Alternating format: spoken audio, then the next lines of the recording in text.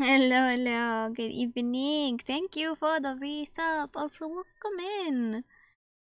Checking in on the starting screen is always a little because I don't have anything special for it. But hello, welcome to certainly very inviting music. Like, oh, okay. Ooh, what is gonna happen here? But hey, PARANORMASIGHT released like half an hour ago, finally, in my time zone at least. I think I think the Australians have it already.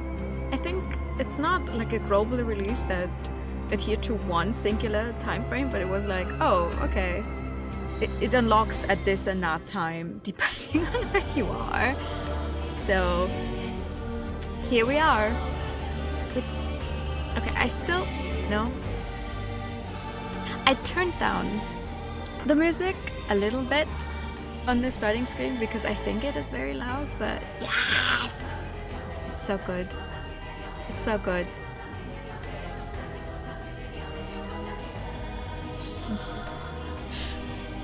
I'm honestly... They only announced it only basically a few days ago, so I'm just like, okay. I don't know, I didn't expect it, but I'm very happy.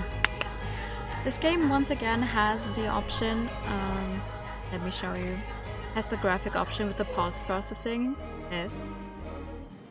But it's really hard on my eyes. Like, it's cool, obviously, but it's really hard on my eyes, so unfortunately I will play with that off. I will play with that off because I cannot look at the screen this long with that effect on it. But I think we did the same for the first one. It's been quite a bit since we played the first one.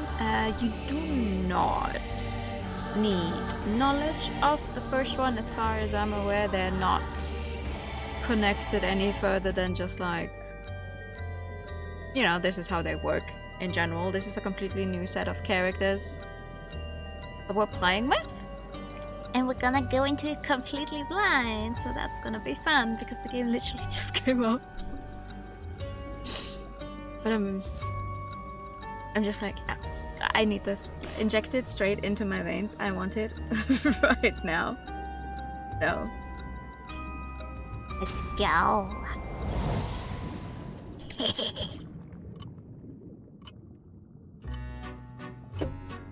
Oh yeah, there he is again. My apologies for the wait. Welcome, welcome.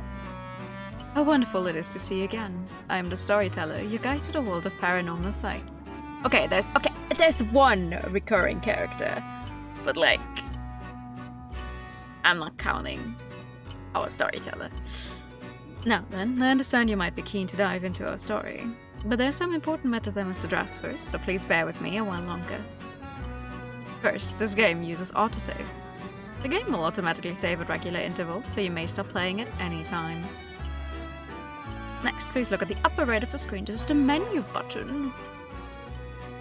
Oh yes, auto button display. That's good to have. Profile. The guide to those who visit PARANORMASIGHT. Everything else about him remains a mystery. Very nice. How many save slots do we get? Oh, 5. That's not a lot. I would argue that this is probably the least amount of save slots I've had on a visual novel ever. But it has a flowchart. Sometime. Every storyteller just had a tear roll down their face. Lots of files, but there's obviously nothing in here yet because we haven't unlocked anything. Oh, there's gonna be so much reading. Yes! Yes! I am ready. From here, you can check the text log, view files, and adjust your settings for auto mode. Yeah. No. As I am reading everything out myself, no auto mode. You can also adjust the volume and other game settings in the options menu. If you find that certain effects make the text difficult to read, you may turn them off. Yes, I have done exactly that. I recommend you check the brightness controls and other settings now before continuing. Oh, files updated. Ah, how to play. Well, yeah, sure, show me how to play. I have a zoom button, I have an ability button. Zoom out, obviously menu, cancel, confirm. Okay. Yeah, that sounds about right. Ah, okay. Fast forwarding does not care if you've read text before or not. That's unfortunate. So do not press fast forwarding. Okay. Now, let us go over the basic controls. When the game is in your control, you may move the right stick to look at your surroundings. You will once again become able to move after this, so try taking a look behind you before turning back to me. Oh. Oh. Are we in some kind of oh god, okay. Wonderful, well done. Yes, I'm very good.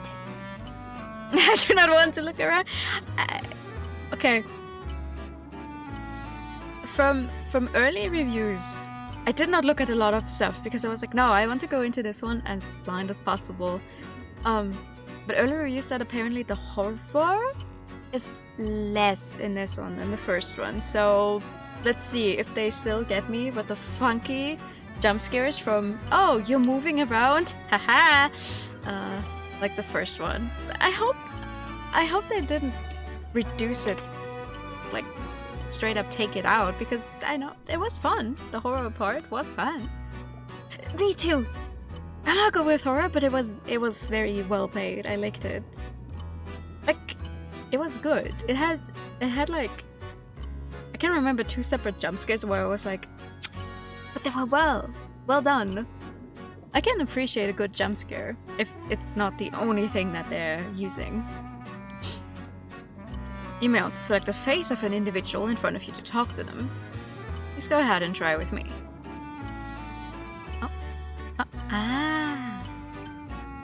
Okay. Hello! Good evening. Jump scares make me angry most of the time. No, I mean, it depends on the type of game.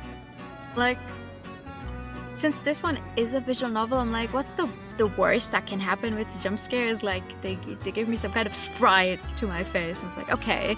But an action game where something kind of, like, actively jumps at you and kills you, that, I don't like that. But this is not that type of game.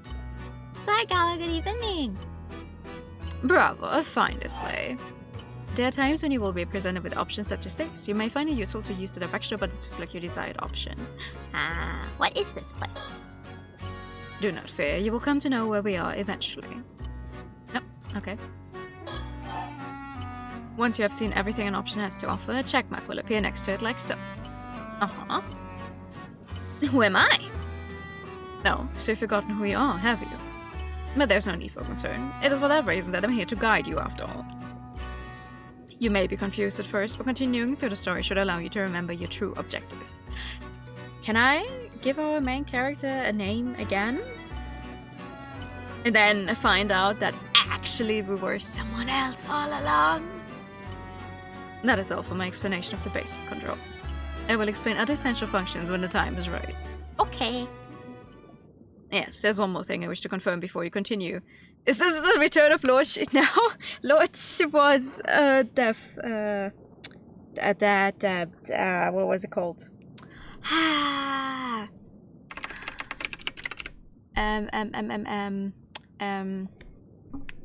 Spirit Hunter, Deathmark. Yeah, yes. Thank you, Flo, for being my brain.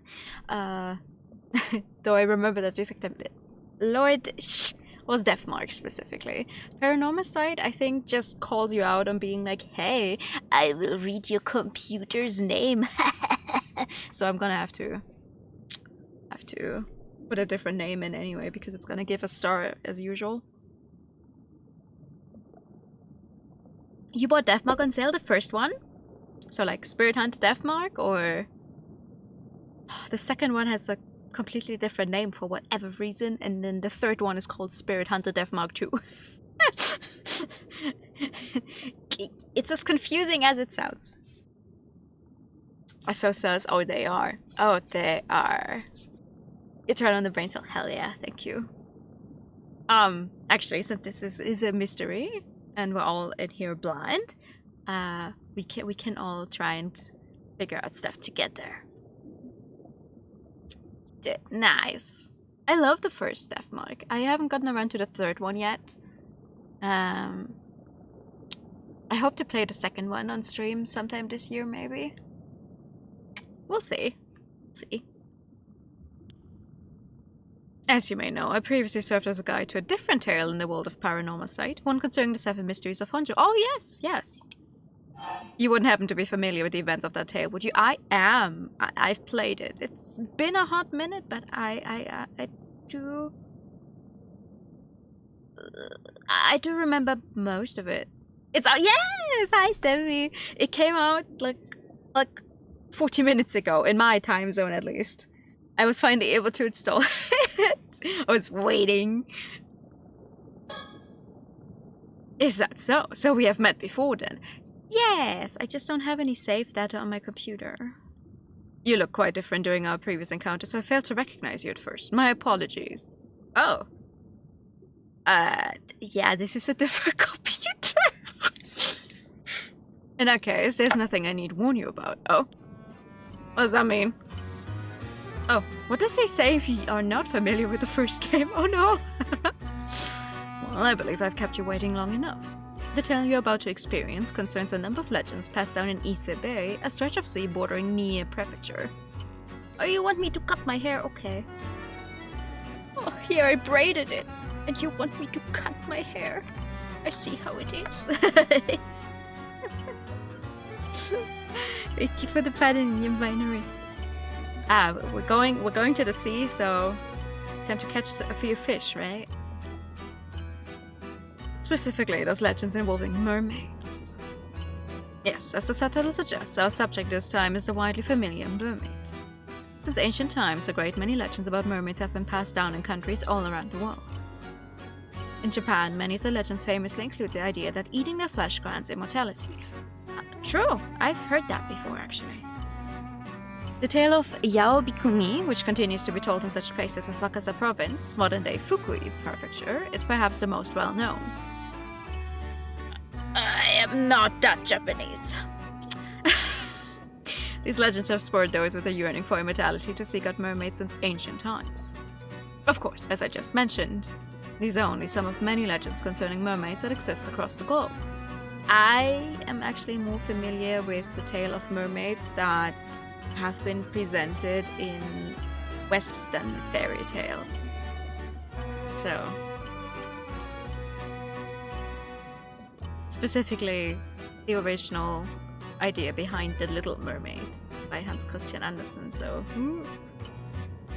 Indeed, many have sought out mermaids simply due to fascination with their status as rare and mystical beings.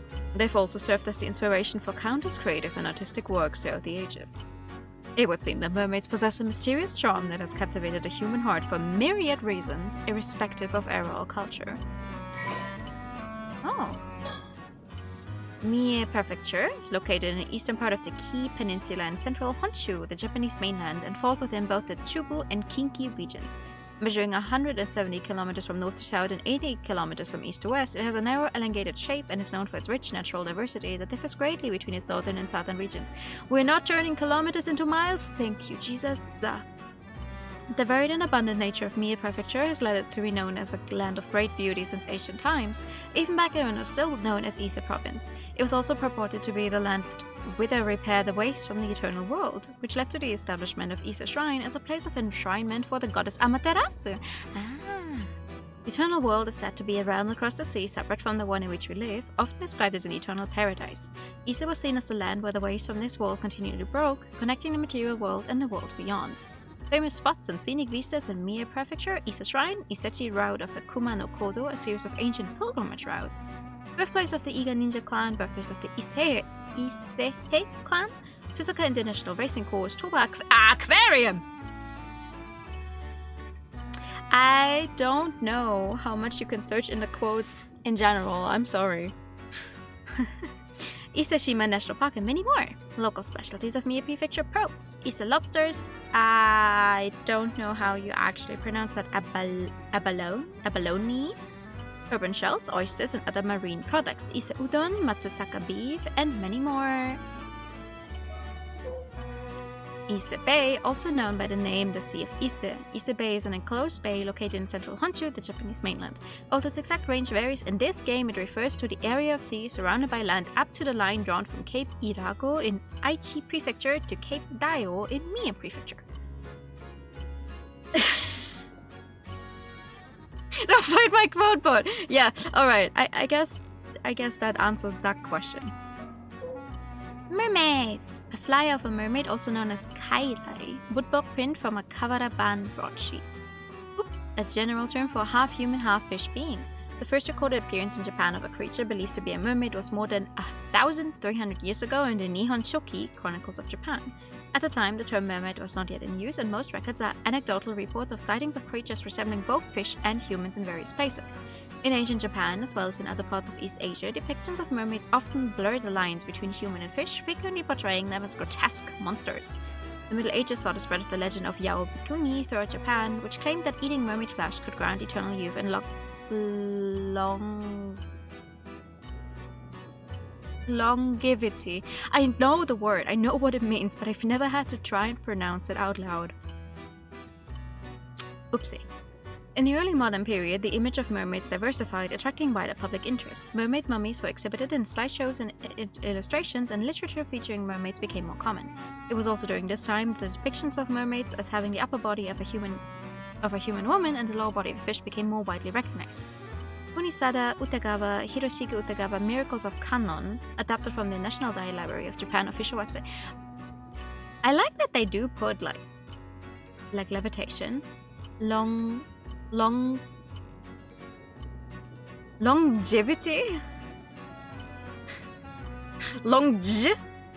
Where's there a j in there? Longevity, okay. Longevity. Anod Bucklin, Play of the Nera. Oh, ooh. That's really pretty. Although the details vary from country to country, the most common depiction of mermaids in the West likely stems from the sirens of Greek mythology, sea monsters that, over time, came to be represented as the familiar half-fish, half-human figures. These mermaids were thought to be more akin to spirits or fairies in nature, enchanting those who encountered them with a beautiful feminine appearance and singing voices. Many records of mermaid sightings by sailors during the Age of Discovery have been preserved, and some theories suggest that mermaid sightings and their associated legends may in fact have originated from a sea mammal called a dugong. Gestation or genome. Genome. Longevity. Okay. I guess I have to learn, or more like I can be sure I'm pronouncing it right if the subtitles pick up on what I'm saying. If the subtitles show you the correct word, I cannot be that far off in my pronunciation. Legend. Oh, that makes sense. Legend. Longevity. Long. Okay, I need to stop saying it now. Yes, the files added just now should provide a general overview of the terms that came up in our conversation. Oh, I am reading all of those. You can be sure about that. It seems you've already taken a look, but I do recommend reading them if you have the chance. They may allow you to enjoy the story even more. It has stopped sounding like a word the last 5 times I've said it already. Words highlighted in pale blue usually indicate that there's a related entry in your files. Now then, allow me to introduce the primary setting of this tale. The majority of our story takes place on Kamishima, an isolated island in the waters of Ise Bay. Kamishima. I am covering most of that. An island situated between the Atsumi and Shima peninsulas and the most distant of the 4 populated islands under the administration of Toba City in Mie Prefecture. It has an area of approximately 0.7 square kilometers and a population of about 900. That is not a lot of people. The island's name comes from the turtle-like shape with kame meaning turtle in Japanese. Famous for its karst landscapes and other beautiful scenery. What? Oh, I hate this. I need to finally I wanted to start a little notebook where I write down like words that I don't know and like with the definitions, so I can actually learn what the fuck does karst mean in English, not in German. Google, please help me. Karst. Thank you. Okay.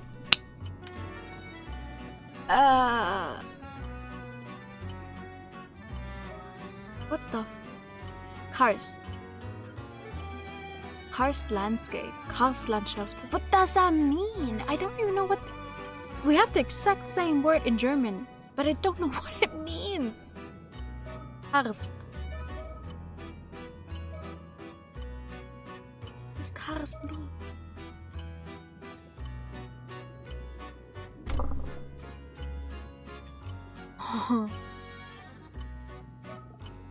Okay, cool. It sounds like the landscape just doesn't have a lot of stuff going for it.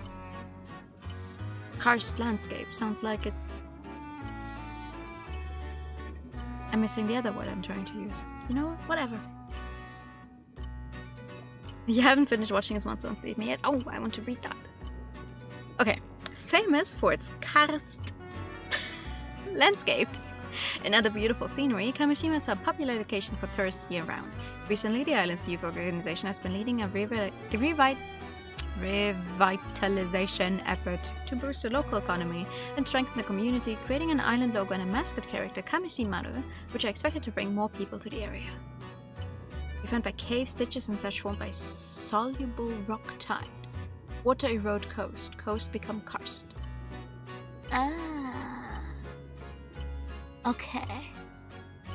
Did they just straight up take it from the German word as well? Just straight up like, yeah, you know what?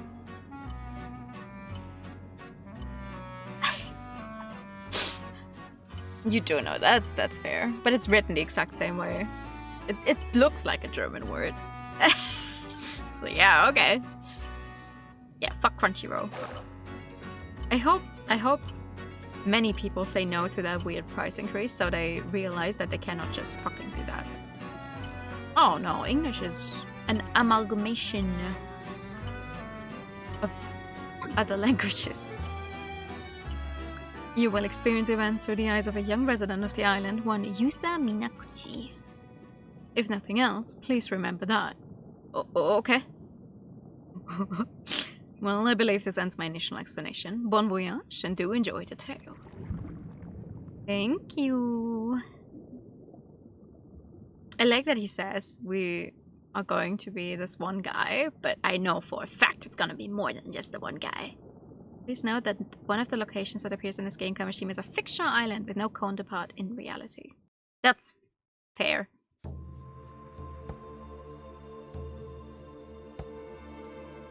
Did you come to me, or did I go to you? I cannot recall whether it was a dream or reality. I cannot recall if I was asleep or awake. Tales of Easter, Passage 69, Kari no Tsuka.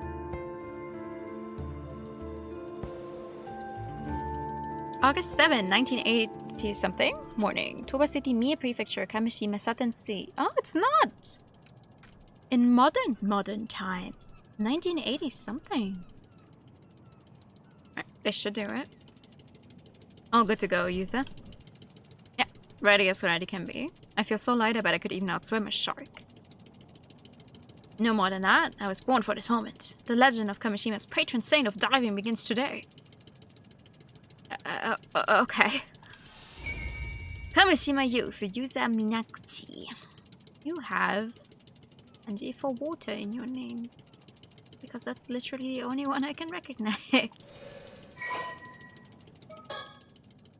Yusa Minakuchi, apprentice armor diver, 18 years old. A young man born and raised on Kamishima, although generally quiet and serious, he has an eccentric side that often sees him make jokes and wisecracks with a straight face, catching whoever he's talking to off guard. After losing his parents in a large-scale maritime accident 5 years ago, he was raised by his grandmother, veteran armor diver Tsuyo Minakuchi. He briefly found work at a seafood processing plant in Toba after graduating high school earlier in the year, but upon hearing that Tsuyo had injured her leg, forcing her to retire from diving and causing difficulties in her daily life, he quit his job after only 3 months and returned to Kamishima. Oh god! good evening! At present, he's caring for Tsuyu while looking for work on Kamishima, and he has recently made a decision to follow in Tsuyu's footsteps and become an ARMA diver himself. Although he has been unable to bring himself to enter the sea since a disaster 5 years ago, he's hoping that his previous attitude for swimming will lend itself to a natural talent for ARMA diving. His current diver rank is 1. I know nothing about diving. Quite an introvert as a child, he began to show a more animated side upon befriending Asami Kumoi, a boy his same age, and it eventually became a common sight to see them getting up to mischief together. Although the maritime disaster 5 years ago saw a drastic shift in the way most of Kamishima's inhabitants treated Yuza, Asami alone continued to treat him the same. Even now, it is not uncommon for Asami to find himself caught up in Yuza's eccentric exploit, but he's always quick to love and follow his lead. Okay! We are starting off with dead parents immediately. That's lovely. That sounds pretty impressive. But this is your first time diving out in the bay, so don't push yourself too hard, alright? Yeah, I know it's my first time, but somehow I'm brimming with confidence. I just know I can land a massive haul if I try. Oh, I'm glad to see you raring to go, but make sure you don't go too far from the boat at first. Best friend, Asami Kumoi. Oh, your name is written. Okay, Asami. Fisherman, 19 years old. A young man born and raised on Kamishima, he has been friends with Yusa Minakuchi since childhood. He has a friendly and caring personality, and his willingness to help those around him has made him someone islanders of all ages rely on in times of need. That is crazy. You're only 19 and your people rely on you so much. Okay. His father was a fisherman, and he accompanied him out to sea on his boat from a very young age. As a result, he grew up never doubting that he too would one day become a fisherman. After his father died in a maritime disaster 5 years ago, his mother, an ARMA diver, took on the responsibility of raising Asami and his much younger brother on her own. How many people died during that disaster? What kind of... Oh god, okay. During the close season for diving, when his mother worked on the mainland, Asami was responsible for looking after his brother. After graduating middle school, he refused his mother's suggestion to attend high school and quickly obtained a 4th-class boat pilot license while helping fishing around the island. He's now able to take his father's small fishing boat, the Sayun Maru, out on fishing trips on his own. He has a frank, easygoing relationship with Yusa, his childhood friend, and the two often get up to mischief together. Although he was happy for Yusa when he left to attend high school on the mainland and later found a job there, he also felt somewhat lonely. For this reason, he secretly welcomed the news that Yusa would be leaving his job and returning to Kamishima to take care of his grandmother. What do you think? It's a disaster? I mean, sure, but it's like... Alright, we haven't even gotten to know these two characters yet. And it's like, yeah, we already know that their parents died. Okay. Also 5 years ago, so when they were 14 and 13 respectively. Or the other way around, I guess. That is a 3D modeled boat. Good for them. No need to worry, Asami. You just focus on getting the girl ready. We're having a feast tonight. It is my first time playing this game because the game came out an hour ago. We're all getting into this blind. I'll hold you to that. Do I get an actual... Ooh, control the vibrations. I got a mini game. No, this is the second game. I have the right a thingy on Twitch, right? This is the second one. PARANORMASIGHT, The Mermaid's Curse. It's the second game that just came out today. The diving minigame will now commence. Follow the instructions to get used to the controls and press dive when you're ready. Okay. Oh my... Oh. Oh no.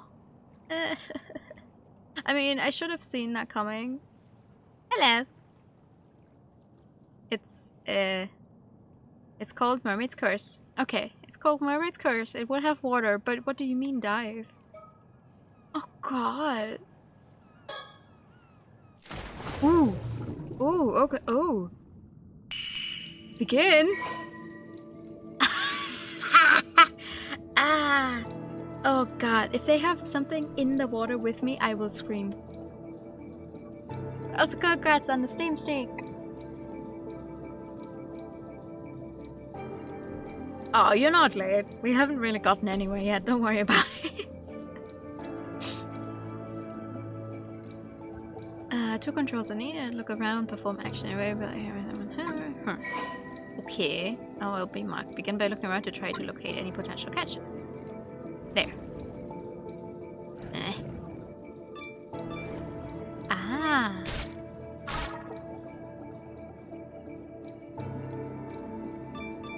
Oh, but actually, actively running out of oxygen. I fear for the future of this playthrough because there's underwater stuff happening. Yeah. No. I will stay strong. Nope. It's apparently a completely new cast. I mean, unless, I don't know, something later on in the story is happening, but I think they're completely unrelated. Both cruise and diving should go back to a boat before it runs out. You can return to the boat anytime by turning your viewpoint upwards and select return to boat. You are due to focus on the way back, so don't wait until it's too late. Oh god!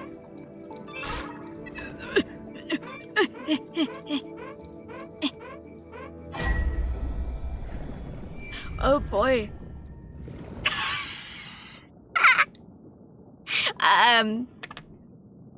Terrifying experience at sea. We already failed our first dive. That's great. I love that for us.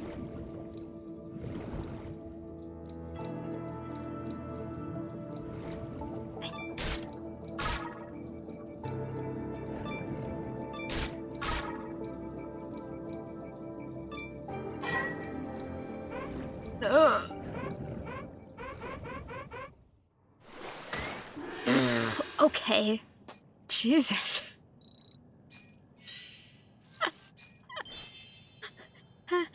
Well, that's gonna be fun. I would like to be able to stay underwater for longer. I think that's good. Yeah. That was the basic for underwater gathering. Replay a tutorial. I would like to see. Wait. Yes. If I replay the tutorial, does that mean I can get another level up? Thank you for the name. Okay, let me see. Yes. Okay.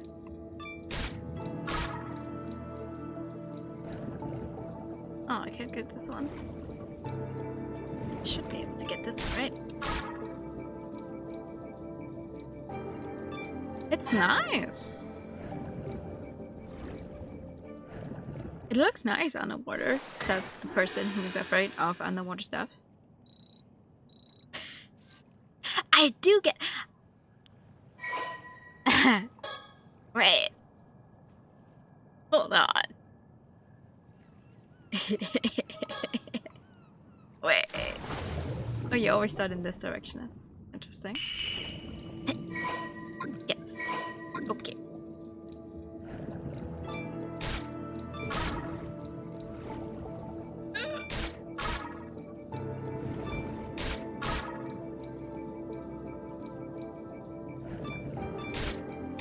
Oh. Oh. This is not good. Oh god. Can I make it?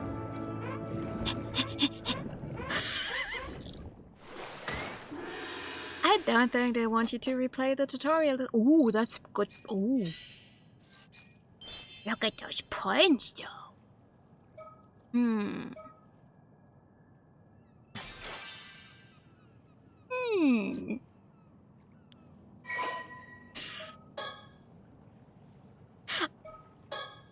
I wonder how high it goes. It's not replenishing. Is it replenishing things I've already collected? No. Right? Oh, maybe. Oh. Yes.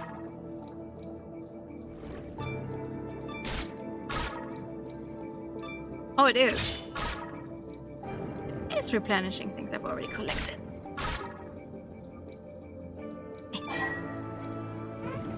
Oh, fucking 11 before leaving the tutorial challenge. I mean, come on. I just wanted to see if it's possible, and it certainly is.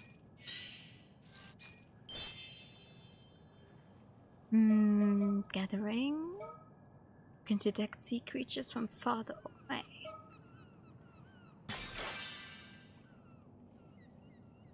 I want... One more time so I can level everything to level 2. That's all I want. Unless the game is going to suddenly give me something that's like, oh, how dare you keep doing this. Gimme. I'm not gonna go for max level. Where's the fun in that?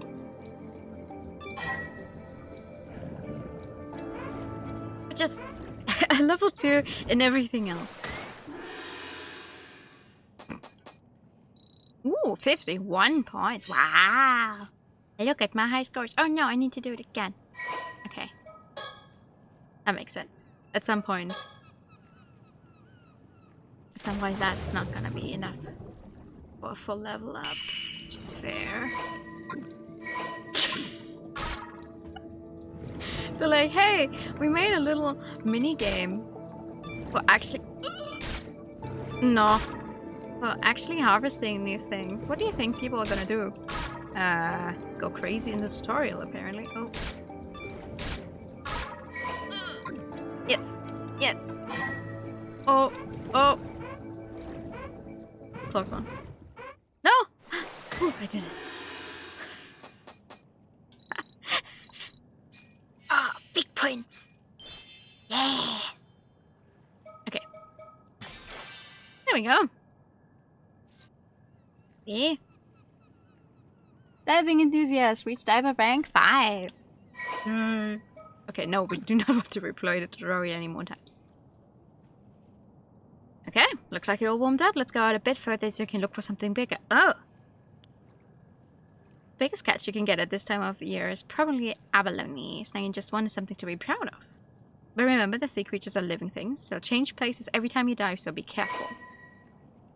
I'm not over-leveling, I'm just taking advantage of how the game seems to be structured. Okay, that's the tutorial. Yes, yes, yes, okay. Diving tips. When using the harvest action, a perfect harvest may occasionally occur. Oh. Uh-huh. Oh. Oh, they put a bunch of... Oh, a gathering log. They put a bunch of effort into this one. Ah. Okay. Armor divers. Kuniyoshi Utagawa, all the famous products of land and sea, adapted from the National Dive Library of Japan official website. The term armor, most often written with characters meaning sea and woman, generally refers to women who free dive for shellfish, seaweed, and other marine products. It is said that they practice free diving both to prevent over-harvesting and to help protect the marine environment. Although armor divers operate in many regions in Japan, the Toba and Shima regions are known for having the highest number of armor divers. These regions also exhibit customs unique to the area, such as the practice of carrying objects of the Seiman and Doman symbols to ward off misfortune. Even within Toba and Shima, rules and practices can vary greatly. For example, the practice of wearing white attire over the wetsuit is a common practice only in the Shima region. Despite the high population of armor divers in Ise Bay, there are none to be found north of Ise City. This can be explained by the difference in the seafloor composition between the two areas. While the sandy seafloor near Ise allowed for net fishing, the rocky seafloor in the Toba and Shima areas made net fishing difficult, leading to the adoption of free diving as an alternative. Abalone harvested by armor divers in Kusaki town in Toba has traditionally been processed into ceremonial dried goods known as noshi awabi, which are then presented as an offering at Ise Shrine. This practice is said to have originated when Yamato Hime no Mikoto, the princess who enshrined Amaterasu at Ise Shrine, was searching for suitable food to offer to the gods. When presented with abalone, I hope that's how you actually say it, by an armor diver named Oben, the princess found them exceptionally delicious and decided that abalone would be the primary offering for the region. As a result, the armor divers of Toba and Shima have a strong connection to the region's Shinto rituals, and there are some regions where they perform ritual dances as offerings during Shinto festivities. Note, although armor is sometimes written with characters meaning sea and man when the diver is male, this game uses only the traditional characters of sea and woman when the language is set to Japanese. That's good to know! It's not like you have to master everything all at once. We can take off whenever you're ready. Okay. You wonder what Becky ending this one, right? Oh. Oh, I can continue diving. Oh, I... It's all fun and games for now. It's a very bright sea, so it's not that bad. But I'm just like... I'm so scared. Something's gonna jump at me. Oh, hello, fishy. Ah! Oh, I don't think I'm gonna survive this one. Oh, barely. It doesn't even matter if it's deep or not. The problem is if I can't see properly in there. The problem is just if I cannot see. Like, okay, this is bright and everything. So nothing... Oh god, nothing weird is hopefully gonna jump out at me, but I'm just... Okay. May I? I have a feeling doing this with my mouse might be easier. Because I'm absolutely overshooting.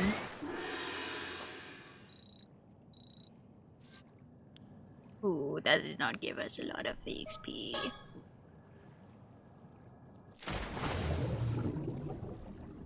Oh. Oh! Oh, there's a lot more stuff right behind me.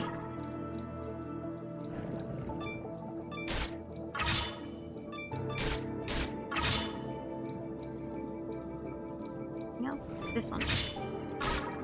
Okay. I like that there's one singular fish down here with us, apparently.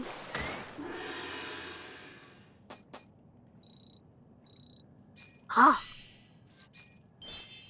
Haha! Yes, let me stay down there.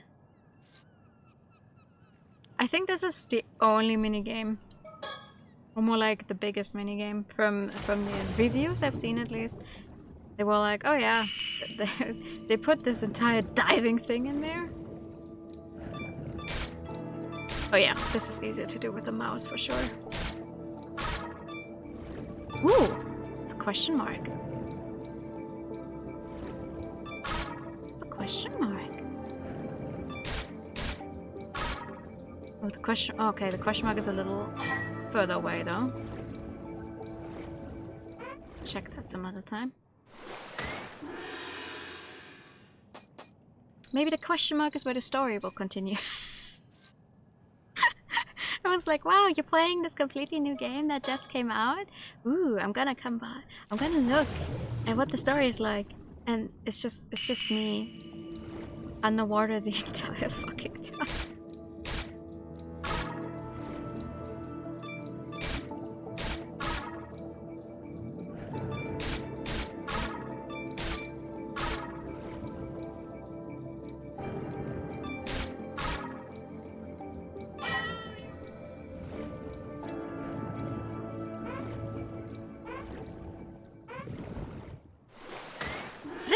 It's nice. It also makes me feel good because I keep getting a new record every single time. It feels like, okay, just one more level up and then I'm gonna try and find that question mark thingy over there. We're slowly running out of things that are close by anyway. And it's not gonna be the last time I can go into the water from what I've seen. Okay.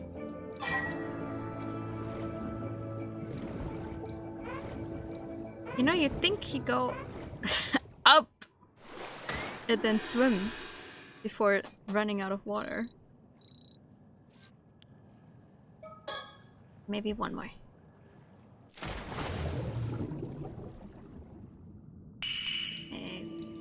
More.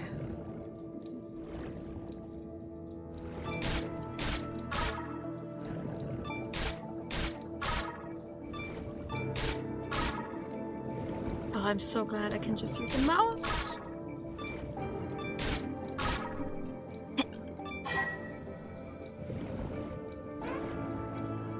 Yes, the entire game is apparently, or most of the game, is apparently set around Isebe and this area. There we go. I would like to upgrade these. Yes. Okay. And now, let's see what that question mark is all about. Here.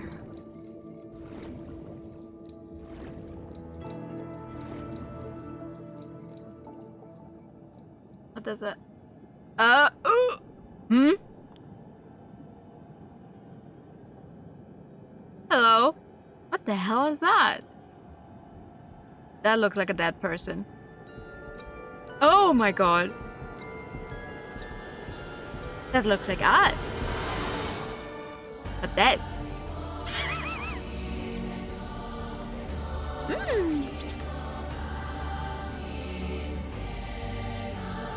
Ah.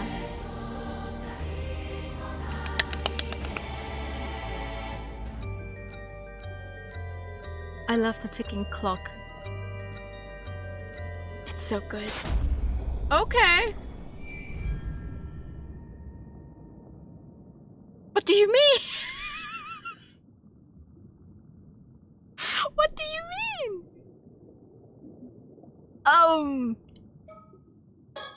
Okay.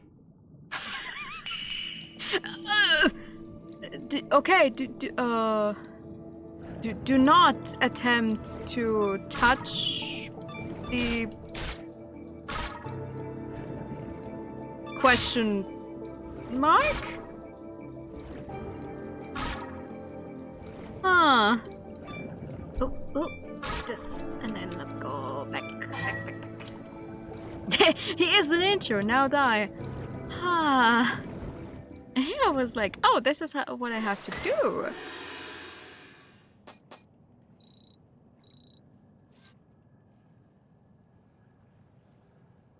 Or do you think because we ran out of air? No. Because I got an achievement for it as well, so I think it's just the encounter. Aww. Can I? Thank you. But that looks like us. So I guess you do not want to encounter a dead version of yourself underwater, which, like, fair, absolutely. But what am I supposed to do then? Just stop diving? But he said something about the abalone, so am I supposed to find an abalone, maybe? The guy's just like, damn, bro, how long are you gonna be diving for? Just continue to survive? I don't know. Okay, wait. Is there anything in this general direction?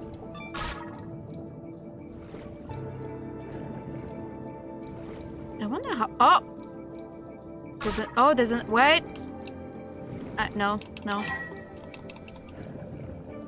But there's another question mark over there, but I'm not... Okay, it's this way. I will try to get to that other question mark.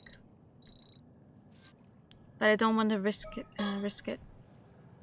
Without, like, the full... So which direction was it? This way? Or was it the same thing? No, I think it was this way. Right? Yes, that is a different question mark. Hello. Oh! Okay. That is...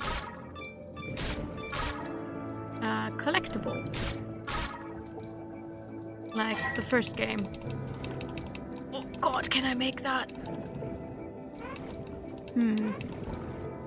Okay, so one was our death, and the other one was a collectible.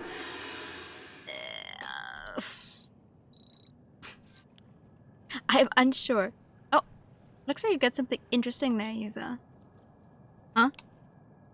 Never thought there'd be a mockingbird stickers out there here in Issa Bay, and at the bottom of the sea to boot. Mockingbird? You mean this bird sticker? I did think it was pretty weird to find a sticker in a place like that, so I decided to hang on to it. They're very famous. An unknown artist makes them and hides them all over the place. Might as well pick up any you come across. Maybe they'll bring you good luck. Let's see. Damn, I'm good. Maybe I should add treasure hunting to a list of talents. My guy who actually died down there beforehand, so I don't know about that one.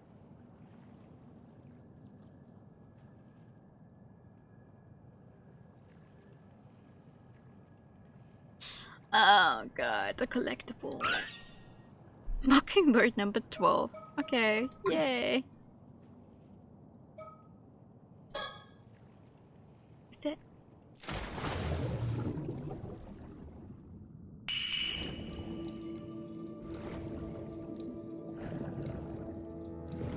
How far can I go?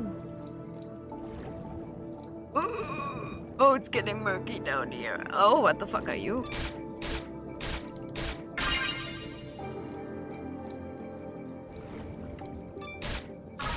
No, I don't like it. Oh god, nope. Oh, I don't like it. We're getting to the part that the water is scary. The apparition underwater was not scary. The water, what the hell?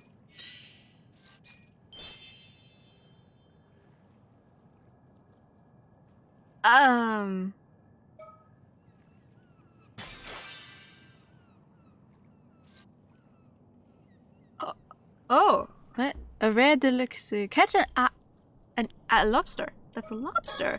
I caught a lobster. But I want to find an abalone. Where am I gonna find an abalone? Oh. Hello. Ah! Another one! Nyahaha!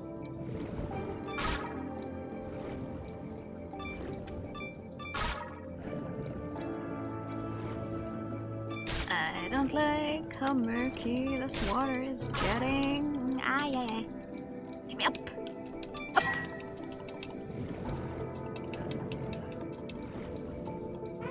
I mean, I'm assuming I should try and catch an abalone before I stop diving. But maybe they don't actually care about that.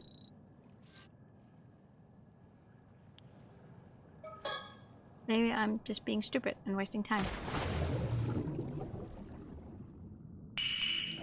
Where else haven't I gone?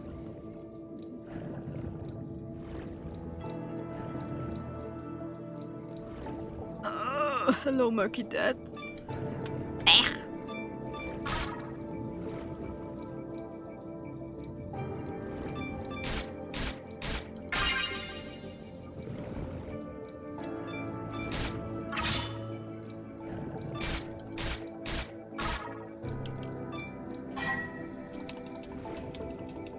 Steam Horse Fest just started, and I'm at the bottom of the sea.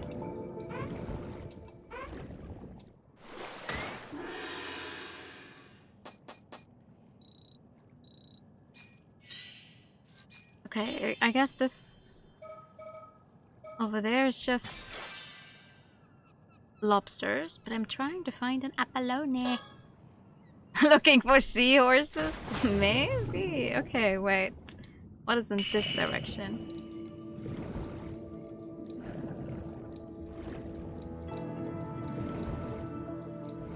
Hello. Oh! What do you mean? Ah!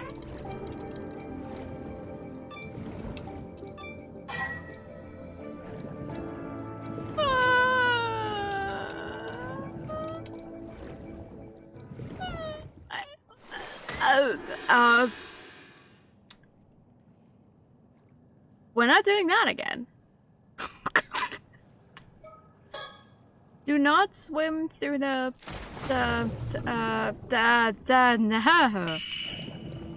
I forgot what they're called.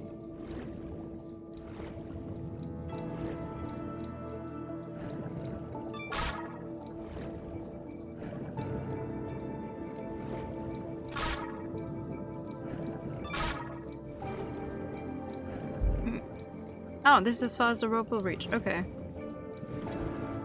fair. But is it?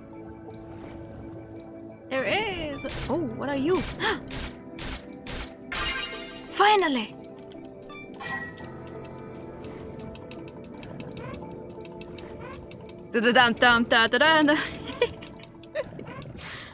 Is this one?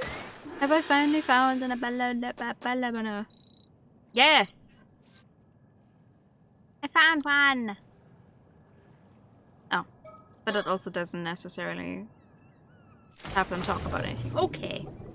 So I guess you can just play this for however long you want to.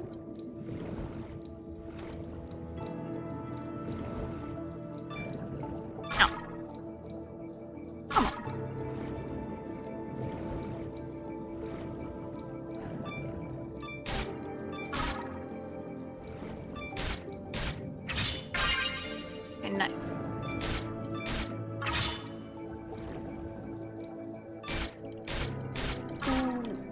Oh god, I think I'm gonna run out of water. I'm gonna run out of water. Not water, oxygen. Water I have enough of. Yeah. We've been diving for too long. My brain is leaking out of my ears, I think. Oh, oh. Level 10.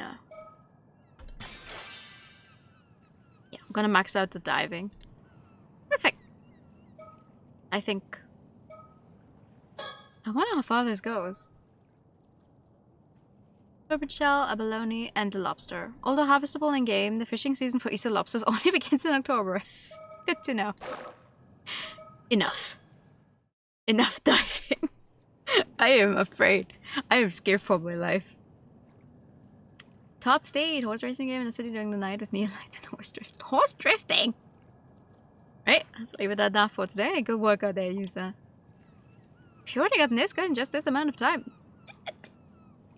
My guy, we've been playing just the diving game for like half an hour.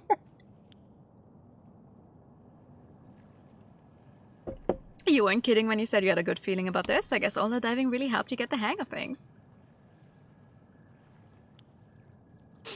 Honestly, I kind of surprised myself as well. Maybe I really am the patron saint of diving. Just what I expect from a living legend.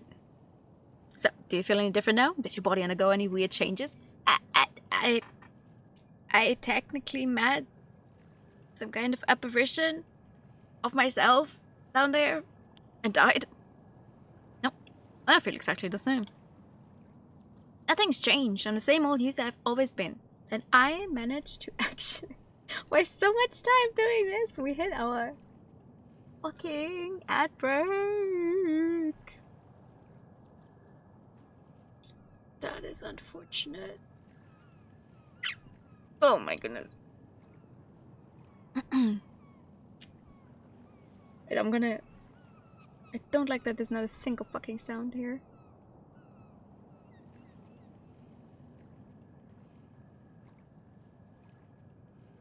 Apparently there's like 4 of those hidden mockingbirds or whatever in just this very first diving section alone. I'm just like, oh, alright, we got 1. I guess we were a bit off the mark, huh? So what do you want to do now? Should we call it a day? Go back immediately or talk about the hole? Let's talk about the hole. No, wait, actually. Let me save. I said me. Before we head back, could we talk for a bit? Sure, what's up?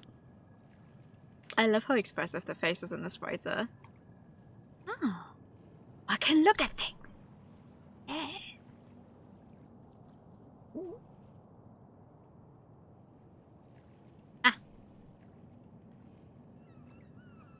I have a feeling last time... Oh!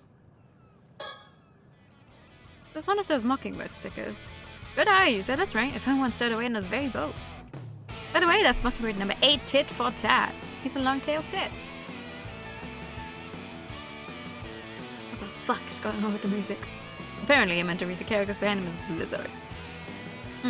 I guess there's more to these mockingbirds than I thought. Alright. I have a feeling I played this game with mouse last time. What can I do when I think? Still struggling to process what just happened? I gotta tell Azami. Okay. Oh, hi, talk! So, when I was diving just now... Ah, yeah. There's one right there. Giant hole in the seabed you'd never heard of before? Yeah, the rocks around it looked like they'd only recently collapsed.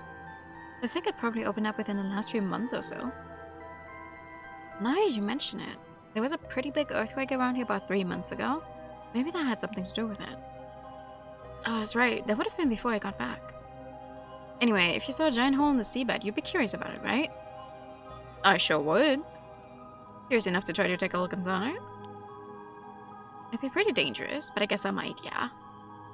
Right, so in closer to try and get a better look. Did you see anything? Well, when I looked down into the hole, a ghost or something that looked just like me suddenly rose up from the depths. A ghost that looked like you? It swam towards me with its hand outstretched. It looked like it was trying to hand something to me, or maybe it was trying to tell me something? Man, what did you do then? Did you take its hand? I did. I felt like I couldn't resist somehow. I guess even the patron saint of diving does foolish things sometimes. The only thing I was a patron of was carelessness and a lack of proper vigilance. Sounds like there wasn't much you could do about it, though. Hey, user. The thing you ran into, do you think it could have been a Tomokazuki? Oh, what now? Tomokazuki. What's that? I can look at you. This is Asami Kumo and my best friend. I've known him since we were both kids growing up in Kamishima. When I told him I wanted to become an AMA diver, he was quick to offer his full support. Maybe it's something specific to the game? Tomokazuki? Huh? You've never heard of it? Well, I guess not even all the folks around here know about it either. That sounds familiar, though. The Tomokazuki is a sort of ghost story around these parts. The story goes that sometimes when diving, an AMA diver will come across another version of themselves, an exact copy. The other version of them will be holding out something they want, like an abalone. Something they want. And when the diver reaches for it, the Tomokazuki grabs them and drags them to the bottom of the sea. Oh, that's scary. But wait, the Tomokazuki I saw wasn't holding anything. It wasn't. Well, that's different. Maybe it forgot it at home or something. At home, huh? The abalone? Yeah, the abalone. Maybe it left it at home. Maybe the Tomokazuki is more careless than the legends let on. You're pretty forgetful there, so maybe it became such a perfect copy that it imitated that aspect of you as well. Bruh, that would be so scary. Oh, the damn Tomokazuki, it knows my every weakness. They're not taking it seriously whatsoever. I would never go back into the water. If something, like, I mean, I wouldn't be out here in the first place, but if this happened to me, I would never go back. Now that you mention it, though, I think I do remember that story from when I was younger. I guess the fact that I forgot the story really proves how forgetful I am, huh? Aww. No worries, it was a while ago, you know? What happened afterwards? So, did anything happen after you took its hand? I don't really remember. When I came to, it was back outside the hole. I thought maybe it blacked out due to a lack of oxygen and it had been some sort of hallucination. I see, yeah. I guess that's possible. But if that's the case, that means I stopped you just to talk about some hallucination I saw, and that would be super embarrassing. Some people do say the Tomokazuki legends might have come about because of divers seeing things when they ran out of air. But hey, it's no big deal, even if it was a hallucination. The most important thing is that you're safe. Still, I can't help but wonder about a hole suddenly appearing like that. Yeah, it's pretty weird. By the way, you notice symbols on your diving gear? Symbols? Yeah, the star, and whatever this is. Yep, Seiman and Doman. The AMA divers around here all have them somewhere in their outfits. Oh, this was my mom's gear, so I didn't know. People say those symbols work as a charm to protect divers from the Tomokazuki. Interesting. But if I ran into a Tomokazuki just now, wouldn't that mean a charm didn't work? Maybe, but it could be thanks to the charm that you made it back safely. The sea's a dangerous place even without the Tomokazuki around. Things could have been even worse without the charm to protect you. True, true. I see. So without this charm, I really could have been attacked by a shark. Glad I had it then. Seriously, a shark would have been no laughing matter. How likely is it that a shark is actually actively going to attack you, though? Not really, right? We're being really unfair towards the sharks. Tomokazuki. A long time ago, in a small village on one of the islands in the Ise Sea, there lived a young armor diver known for her exceptional swimming skills. One day, the wind was strong and the waves were higher than usual. Undeterred by the turbulent weather, the young diver dove into the sea, but couldn't find even the smallest shell to bring back, let alone any abalone. Determined to find something, she dove even deeper into the ocean, until she paused, sensing a presence behind her. Turning, she felt an undeniable sense that someone was watching her from a shadowy crevice on the rock. Finding this strange, she ventured closer, only to come face to face with a diver who looked exactly like her. As she floated there, stunned, the other diver extended her hand. In it was an abalone, larger than any she had ever seen. The young diver was mesmerized. She had to have that abalone no matter what. She reached out her hand to take it. Suddenly, when her fingers were mere inches away from the abalone, the other diver's hand shot out and grasped her arm. Shocked, the young diver frantically struggled to pull away, but it was too late. Slowly, inevitably, she was dragged down into the depths of the ocean. Over time, this being came to be known as Tomokazuki, Together Diver, due to it taking on an identical appearance to its victims. Divers are warned never to accept Tomokazuki's offerings in the depths, lest they suffer the same fate. Tomokazuki is still greatly feared by armor divers in modern times, and the same Dorman symbols inscribed on items they take with them when diving are charms set to protect them from it. So I saw what the viewers. You! Somebody's watching me.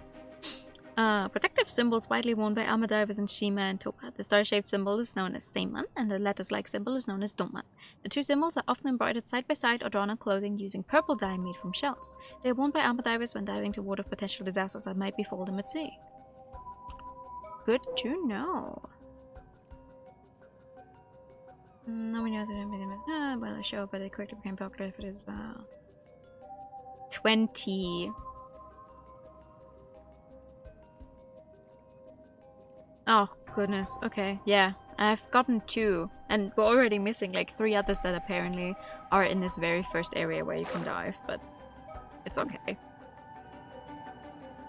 Like, I'm just thinking, worst case, at some point, I'll probably unlock that flowchart, and I'll just go back and find them off screen if it's really needed for, like, I don't know, the true ending or something. So, what do we do now?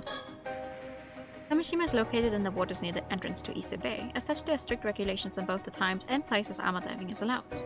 Oh, makes sense. Oh, I did that already. Anything else? Hey, Asami, about the Tomokazuki just now? Yeah?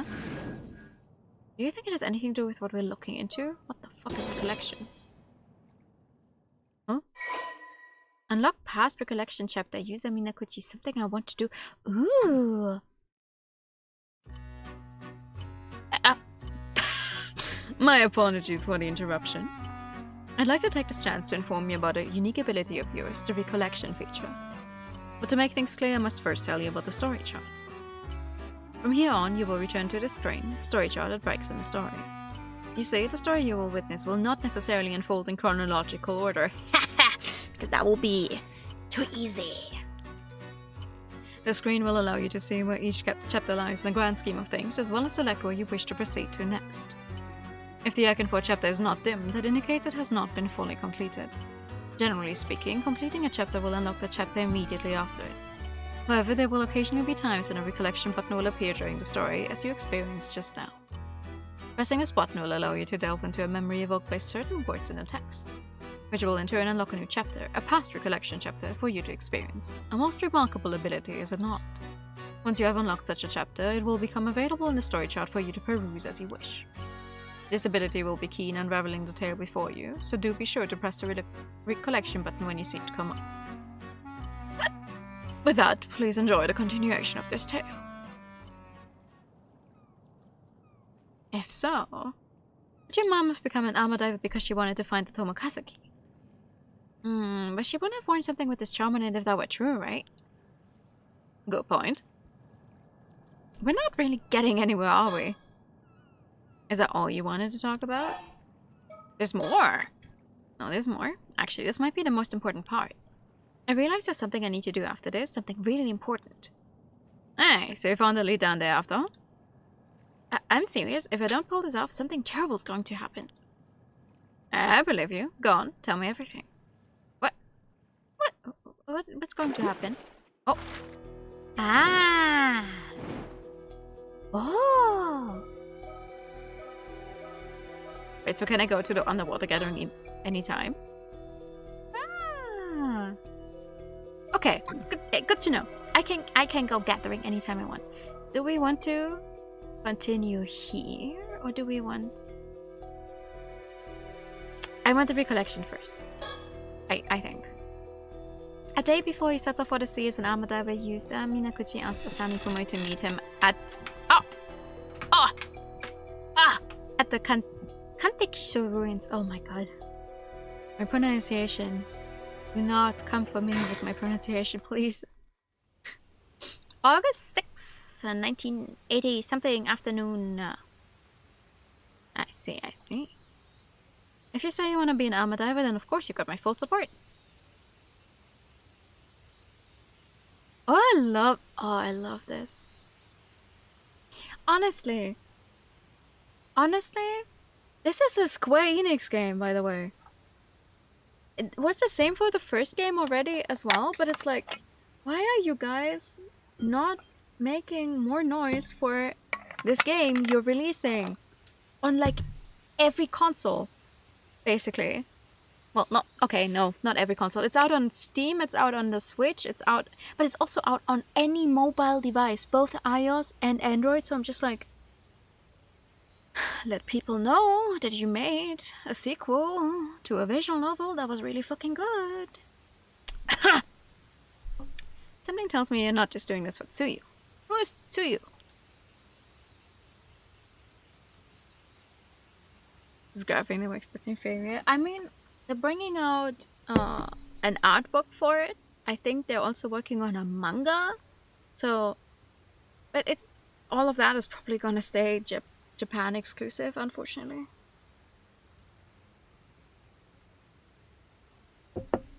I think on the other end, if this was not made by Square Enix, we wouldn't even be seeing like a worldwide release like this in the first place. So people are bound to talk if you become an armor diver here. You must have some other reason, one big enough to risk everyone running their mouths. I knew I couldn't hide anything from you, Sammy. Wouldn't take me even 0.2 seconds to see through one of your lies. So what's up? Tell me everything. Wait, let me... It's so fun! Like, getting to look around these places is so fun. I love this. These are the ruins of an old wartime building, the Kantekisho. Kantekisho? Just advertise for the ones on PC and consoles. I would like it if they just advertised more overall. Like, how many people even know that this game exists? Like, in my bubble, in my visual novel loving bubble, my entire Twitter timeline was like, oh my god, but like, that is not the norm. The building's been abandoned, so hardly anyone ever comes here, which makes it a perfect place for private meetings. Oh yay! Kanteki. I wish I knew how you stress this word. The remains of this wartime structure are located atop a hill in eastern Kamishima. It was constructed to observe the impact points of shells fired from a test firing range operated by the former army ministry at Cape Idago on the opposite shore. Similar observation facilities were also built on Sugashima Island and in Ichika, a town on the Shima Peninsula. Having been abandoned after the Second World War, the observation post has since fallen into disrepair and entry is now forbidden to the general public. And yet we're here. Well, when have teenagers ever really cared about where they are allowed to go and where not? Hey, Asami. What I'm about to say is going to sound pretty crazy. You still want to hear it? Sure, bring it on.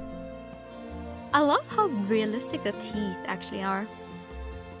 I'm unsure how much of this shows up on screen, but you can tell with the shading that, like, it's every single tooth.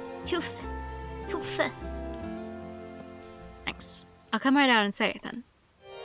I'm looking for a mermaid, and I need to find one by tomorrow. Okay.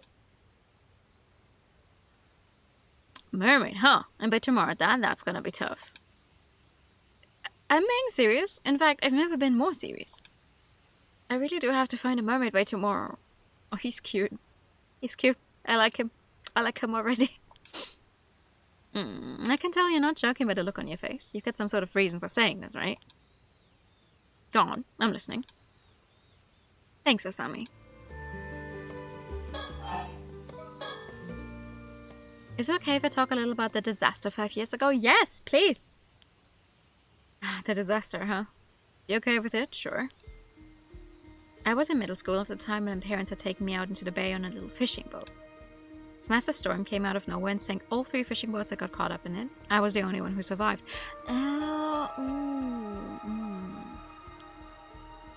Yeah, it was really terrible. Southern Sea disaster.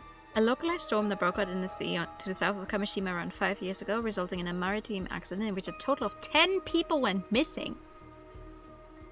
Yeah. I mean, unless, I don't know, their corpses get washed ashore, I guess they cannot say for sure they died. 3 fishing vessels that had set out to sea from Kamishima were suddenly caught in an unanticipated storm and foundered.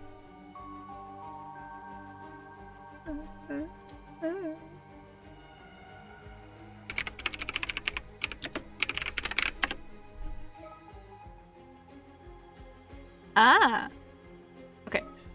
Cause I was expecting I was thinking I had the right translation for it, but I've never seen this word before. Leaving all but one of the 11 fishermen and armor divers on board missing. When the ships were later dredged up and searched, not a single body was discovered. The sole survivor was Yusa Minakuchi, who was a middle school student at the time. His parents, Tosuke Minakuchi and Mare Minakuchi, as well as Asami Kumoi's father, Kyokichi Kumoi, were among the victims. Locals in the area reportedly heard an eerie rumbling from the sea on the morning of the incident. List of casualties. Medium-sized fishing vessel Daiichi Kyosui Maru foundered. Captain Kyokichi Kumoi and all 5 crew members reported missing. Small-sized fishing vessel Omai Maru foundered. Captain Yukichi Nishikawa and 1 passenger, identity unknown, reported missing. Small-sized fishing vessel Minakuchi Maru foundered. Captain Tosuke Minakuchi and 1 other crew member reported missing. 1 passenger recovered with slight injuries, dissociative amnesia due to psychological trauma. I need to based on like some snip of action events. I wouldn't be surprised if they took it inspiration from somewhere else, but I think it's probably just going to be like important sometime later on, especially because we're already finding out that there was a identity unknown passenger on this who's reported missing. Like, oh, okay. When the boat the Minakuchi family was on was about to sink, Mare and Tosuke Minakuchi put a life buoy on their son Yuza and helped him escape the boat before the waves engulfed it. Despite the slim chances of survival in such a dire situation, Yuza was miraculously found drifting in the sea the next day, still wearing the life buoy, and was successfully rescued. I know! It's an awful... This is one of the worst... I know I say this about many English words, but buoy is legitimately one of the worst. Because I quite literally only found out like 2 weeks ago how you say it. And now I can actually remember it for once, and it just doesn't make sense. Why do you write it B-U-O-Y if you say buoy? Where's the O? Why is the O there if you do, like, in my head, it has always been boy. Like boy, but with a U in it. But no, it's buoy. Buoy. As if there's no O in it. Although he had no external injuries, the shock of the accident had left him in a state of confusion, and he has little memory of what happened at that time. Makes sense. The accident plunged Kamishima into a state of deep sorrow. Fishermen and armor divers temporarily stopped fishing to mourn, and the memorial was erected to honor the lost. Perhaps due to his memory loss, the sole survivor Yusa appeared relatively composed in contrast to the grief of those around him. Many found this unnerving, and Yusa became increasingly isolated from the rest of the community. Asami Kumoi, himself having lost his father in the accident, tried to support him however he could, reasoning that he was still better off than Yusa, who had lost both his parents before his very eyes. As investigations continued, questions arose about what the Minakuchi family had been doing in the vicinity of the disaster, despite not having gone out to fish. Yusa only remembered his parents telling him to come with them, and the purpose of the excursion remains unclear to this day. It was not long before speculation began that Mana Minakuchi had done something to incur the wrath of the god of the sea, and the islanders, already suspicious of her due to her mysterious background, were quick to condemn her, citing the sudden localized nature of the storm. In contrast, only words of sympathy were spoken for her husband, Tosuke. Aha! They don't like his mother. That is probably gonna be important at some point. Now it's awful and booey! You can use the word life ring for them. Yeah, but that doesn't really have the same ring to it. Also, it's longer. Bui is a short word. Life ring is too long. As rumors that Mare had brought disaster to Kamishima continued to spread, Yusa's grandmother, Tsuyu, Minakuchi, sent him away from the island to board at a high school on the mainland. She had sensed the islanders' resentment beginning to turn toward Yusa and hoped to shield him from becoming an even greater target of their ire. Even now, 5 years after the accident, feelings of animosity toward Mana Minakuchi remain deeply ingrained in the people of Kamishima. With the truth of the accident still shrouded in mystery, deep scars and suspicions continue to linger in the hearts of many of the islanders. Poor guy. So what about the disaster do you want to talk about? Well, I've recently started to remember some things about what happened. For real? I know your memories of the disaster were kind of hazy due to the shock. But it's great that you're starting to remember. Is it? Oh, but I guess that's not exactly something you'd want to remember, huh? Sorry for getting all fired up. It's okay. It actually hasn't bothered me as much as I thought it would. Thanks for worrying about me, though. It's just that the things I remember are a bit strange, so I couldn't bring myself to say anything. Sorry for keeping quiet up to now. Strange, huh? Well, I can see why you want to keep it to yourself, all things considered. Don't sweat it. So, about the accident. When we ran into the storm, our boat got caught in a whirlpool and started to sink. My parents gave me a life buoy and lowered me into the water. They were frantic, and I was too stunned to do anything but go along with what was happening. Can imagine. That must have been really scary. Yeah, imagine like middle of the sea, everything around you is going to shit, and you're just in that buoy and you're floating along. The waves were knocking me around, so I took everything I had just to hold on to the buoy. In the end, I just watched as the boat was swallowed by the water. I couldn't do anything else. Irene, if you're in the middle of a storm, it's probably dark regardless of it being night or day. But also he was only found like the next day. So he was out there for a while. There wasn't anything you could have done. It wasn't your fault, Yusa. But right after that, this huge wave came crashing down on me. And I got dragged down to the depths of the sea, life buoy and all. Huh? You got pulled under? But I thought... Yeah, up until now I thought I managed to miraculously stay afloat until I got rescued. But I remember now, I was pulled down underneath the waves. I remember being caught in the current and tossed all about underwater. I couldn't breathe. I was so sure I was going to die there. But then someone grabbed my hand. Are you saying what I think you're saying? I was barely conscious by that point, so it's not like I saw them clearly or anything. But I'm certain someone was there with me. Someone who grabbed hold of me and pulled me to safety. And from what I remember... You're saying they were a mermaid? Exactly. So you were saved by a mermaid? I'm sure of it, and it looked exactly like what first comes to mind when you hear the word mermaid. A real mermaid, huh? But it was a really extreme situation, so it's entirely possible I was just seeing things. Which would mean I called you out here just to talk to you about some hallucination I had, and if that's the case, I'm going to be super embarrassed. I mean, you're standing here talking to me now, right? So you must have gotten out of that situation somehow. And I can't imagine any normal person being able to stay afloat in a storm like that, let alone managing to save someone. Same. You'd have to be some sort of superhuman or something. Or not human at all. Hmm. Man, who would have guessed there were mermaids here in Ise? If I really was saved by a mermaid, I owe them my life. I'd like to thank them in person if possible. Makes sense, so that's why you're looking for them, huh? Well, if you manage to find them, I've got to thank them for saving you too.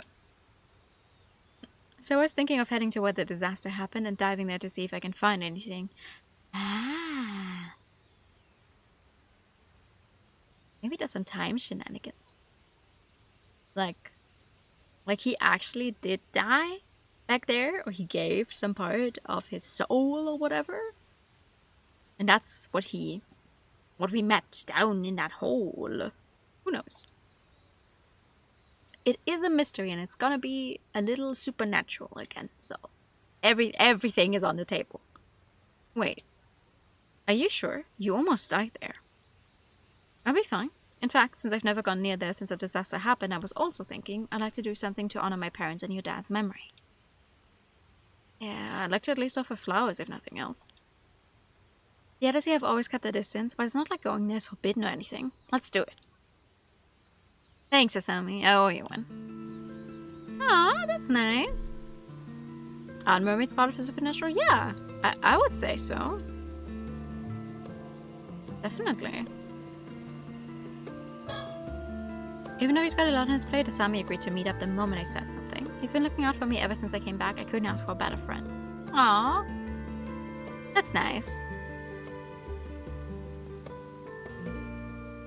Yeah, no, I would count them towards, like, supernatural beings. For sure. Mermaids, sirens, all that jazz. Mermaid search leads. I love the little effect of the water moving. But there's no guarantee the mermaid will still be around there, right? I'm thinking it'd be good to have more of a lead before we head out there. About that, do you mind if I say something crazy? Again? Sure, what's up? You remember my mom, right? Of course, I remember Mrs. Mane. Well, she wasn't originally from Kamishima, but she met my dad when she moved here and ended up marrying him. But even to me, she never seemed to really fit in here. Well, I can't really disagree there. She never spoke to me much either. Some people even outright told me not to talk to her, you know? Said she was suspicious because we didn't know anything about her, stuff like that. I mean, yeah, if you're some kind of island with 900 people living in the entire fucking thing, everyone who is not from here is gonna be suspicious. Classic. Gosh darn Outlander, yeah.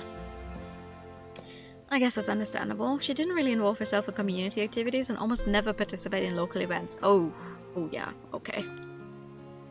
It felt like she was always keeping her distance from the other islanders somehow. 20 years here and she was still considered an outsider. I mean, wait. Maybe she's not a mermaid. Maybe she's... what are the ones? Selkie. Maybe she's a Selkie.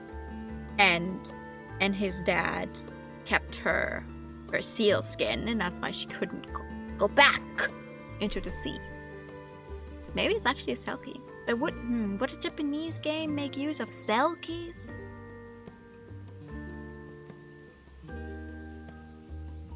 Silky. Mythologically known to take humanoid form? Really? Because I've had 2 separate instances where I read about Selkies, and they specifically turned into humanoid beings. So, who knows? I'm just throwing everything out there. Yeah, I never knew how to bring it up to you, but I always kind of wondered. Was there some sort of reason for that? Not as far as I know. Dad and Gran never seemed to mind, so I figured it's just how she was. But looking back at things now, it was pretty weird. His face is so funny. Mane Minakuchi, users... Occupation, users... Yuza Minakuchi's mother, having gone missing in the Kamishima Southern Sea disaster 5 years ago, she was declared dead a year after after search parties found no sign of her. More than 20 years ago, Maruso Mekawa arrived in Kamishima with no possessions to her name, expressing that she had taken a liking to the local environment and wanted to move there. However, she remained tight-lipped about her background, only revealing that she was from a small town out in the mountains and that she had to leave her home for undisclosed reasons, and although her request to move to Kamishima was accepted, many islanders remained suspicious of her. After settling on the island, she showed an interest in the ama lifestyle and eventually took it up after displaying a talent for freediving, with Tsuyumi Minakuchi acting as her instructor. During this time, she grew close to Tosuke Minakuchi, Tsuyu's only son, and eventually married him a few years later. The two would go on to have a son of their own, whom they named Yuza. Despite this, Mada was unable to fully shake the air of mystery that surrounded her, and many islanders continued to question whether her presence on the island might cause trouble down the line. Something of a free spirit, her nonconformist ways, and somewhat naive personality meant that she was often absent from local activities, leading to further criticism from a portion of the population. Some also reported frequently spotting her wandering the island after she first moved there, seemingly looking for something, or catching sight of her doing something on the shore in the middle of the night. Okay, girl. Fortunately, her mother-in-law, Tsuyumi Minakuchi, was a person of no small influence on Kamishima, and no one dared to openly persecute Mada and Tsuyu's watchful eye. The two generations lived peacefully under the same roof for more than 10 years until the Kamishima Southern Sea disaster tore them apart. Since her disappearance in a disaster 5 years prior, a growing number of people have accused her of somehow being responsible, citing her various instances of suspicious behavior as justification. Yeah! Okay. A random lady that came to live here and no one really trusts her is definitely responsible for a random storm that kills her and everyone surrounding her. Sure. Sure. Well, I guess even I thought she was a bit of an oddball at times. You say that, but I think you're getting to be pretty similar to her. Well, he does not look as dead inside as his mom did on her picture there. But well, he also is not... he's just very pale. But she looked even paler. What? Really? Yep, as I was saying, marching to the beat of your own drum, you're both like that. Really? I never realized. It's so blind. A blind fool. Yep, there it is. That's what I'm talking about.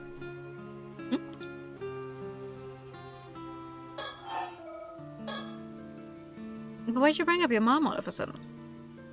Well, looking back now, there were a few things that always bothered me. Oh? Before I started, no one ever told me where my mom was from. She was also natural at ama diving, but I never saw her eat any seafood. And sometimes at night, she'd suddenly say she wanted to go look at the sea before going out and not coming back for hours. Huh. I guess that is all pretty weird, yeah. And that's not all. When I was sorting through my mom's belongings, I found this. We usually keep it in the family altar, but I brought it along to show you. Ooh, pretty. What is that, a fish scale? It's huge. It's gotta be at least 7 or 8 centimeters long. Thank you.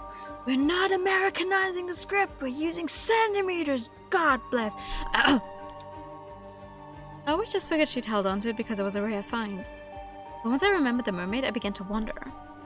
What fish could the scale have come from? And why was my mom holding onto it? Because it's very pretty. Well, hold it right there. You're not saying... I am. The mermaid who rescued me back then was... my mom! I think it was my mom. What do you think? I don't know. It's pretty out there. Could that even be possible? So your theory is your mom used to be a mermaid, but she became a human so she could live among us? Oh,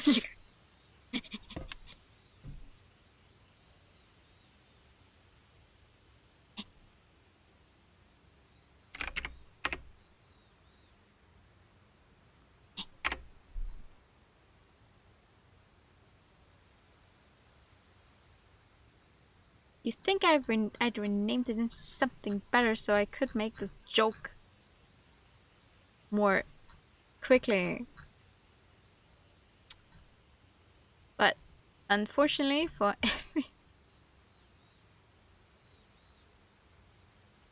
everyone involved, I can't find it.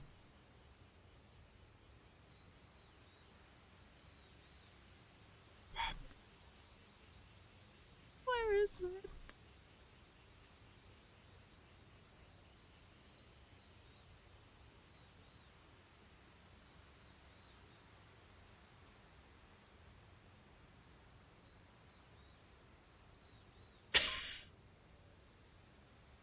Okay.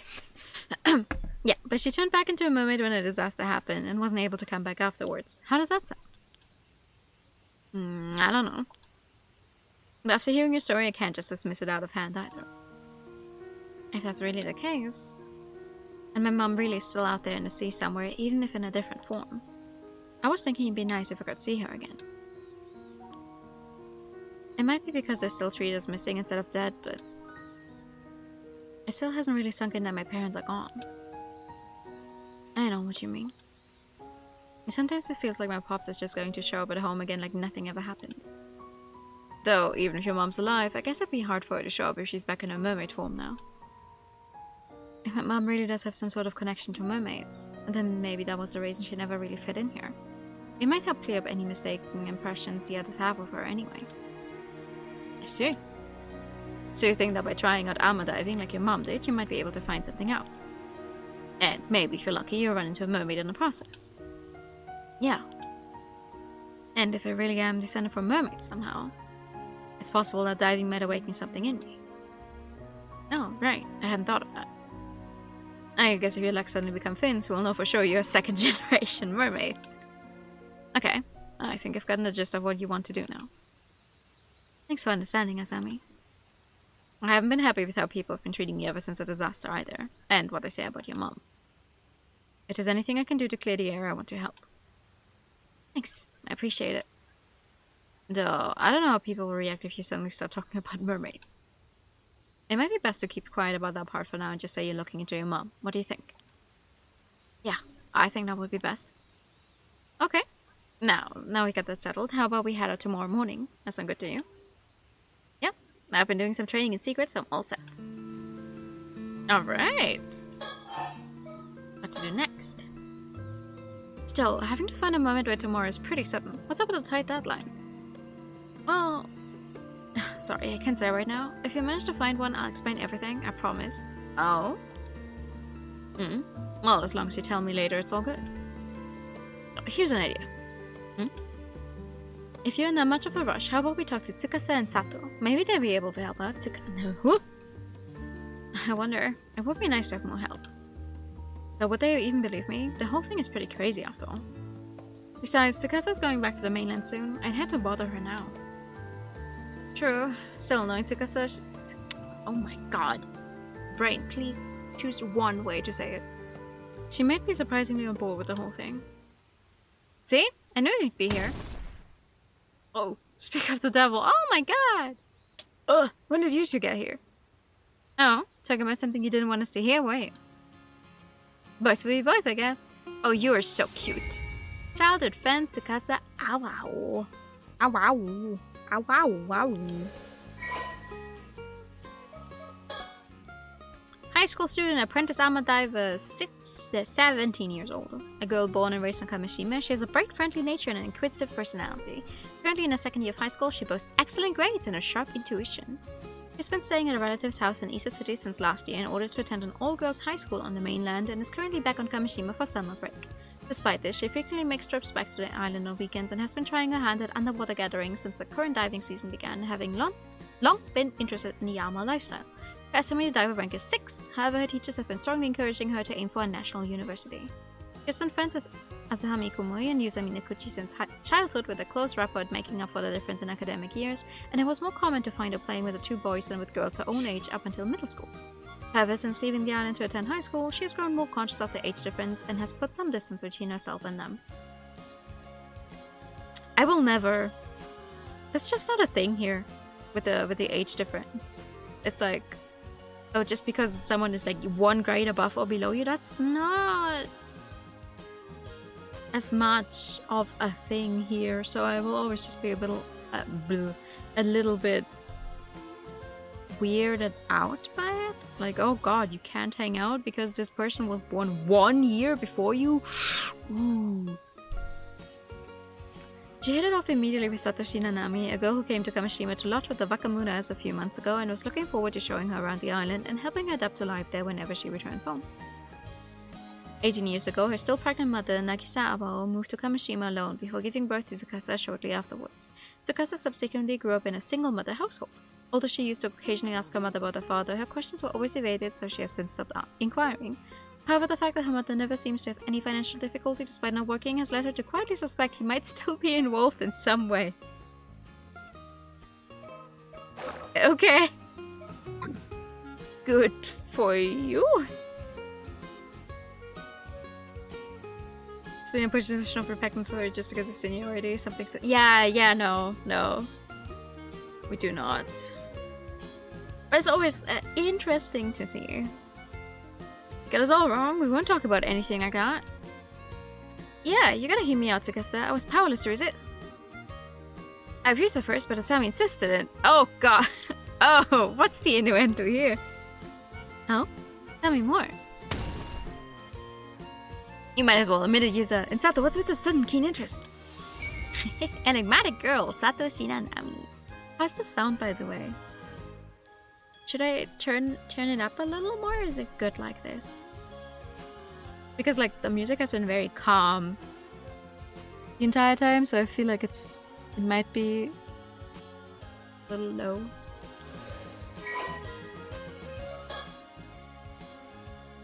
House guest, 17 years old, a mysterious girl currently lodging with Shinobu Wakamura, a local Kamishima magnate. We have not met this Shinobu person yet. Roughly 3 months ago, Sato suddenly arrived on Kamishima claiming that she was the child of a relative of the Wakamuras. She showed no sign of attending school or doing any sort of work, instead spending her days holed up in the Wakamura household, leading many islanders to wonder just who she is and what she's doing there. So hi, good evening. Those who know about Wakamura's high-interest moneylending behind the scenes speculate that she might be the daughter of one of his borrowers sent to work as a domestic servant to pay off a debt, but Sato herself is extremely easygoing and doesn't seem to be bothered by the endless rumors. A huge television fan, she spends much of her spare time glued to the set. The television set? Okay. The set in the Wakamura household, with her most recent obsessions being soap operas and 2-hour thrillers. However, she isn't all that fond of period dramas. She's good friends with Tsukasa Abo, who is close to her in age, and the two can often be seen enjoying themselves wandering the island together. Close to her in age. They're both 17. You don't get that much closer unless you're born like on the exact same fucking day. Let's all calm down, okay? It's not like that. We're having a perfectly normal conversation. Yeah, sure. Anyway. To just brush me off. Getting pretty worked up, Asami. Don't act all innocent. You're the one who caused this mess, you know? Sorry to interrupt your fun, but I really did have something to say. Folks are worried you haven't shown up to the association meeting, Asami. You should probably get going. Oh damn, the meeting. Totally slipped my mind. Sorry, Yuza, I gotta go for now, but I'll get in touch later. No problem. Thanks for coming even though you're so busy. I guess we'll be on our way too, then. Sorry, but we've got some important business of our own to handle. We won't be able to help out with whatever you're up to. A recollection in the recollection. Oh, that's fun. Unlock past recollection chapter Satoshi Nanami advice. So you did hear what we were talking about? Only the part where my name came up. I didn't want to be nosy though. I see. Well, thanks for coming all the way out here to get Asami. I don't know what you guys are up to, but you piqued my interest. Be sure to tell me all about it later, okay? Anyway, see you later. Come on, Sato. Roger. Roger. Oh, one more thing. You better not forget about the day after tomorrow. Tell Asami he'd better remember too. Sure, I'll tell him later. What's happening?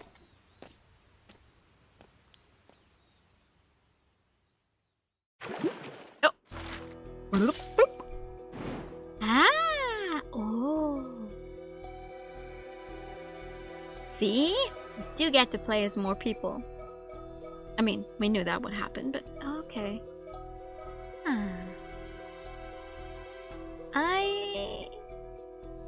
No, I want to stay. I want to go as far as I can possibly go with him for now, I think. Memories of the last summer. Promised day arrives. After the usual morning dive, the group of 4 meet at the dock. That's at a different point in time. August 8th, 1980 something afternoon. Hey Sammy, use that over here. Good timing, I just got back too. Well, so how'd it go? No, it is after. Okay. Not too shabby if I do say so myself. I wonder how... How does she go diving? With her glasses? Highly doubt she keeps them on. Check this out, 2 whole scallops. Seriously, Tsukasa, you don't get bragging rights for picking up 2 measly scallops. Sure you do. That was hard work. You should be praising me. Say, Yuza, how many scallops did you get on your first dive again? 35, I think.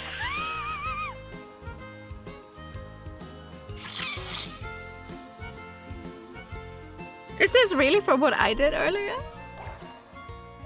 Wait.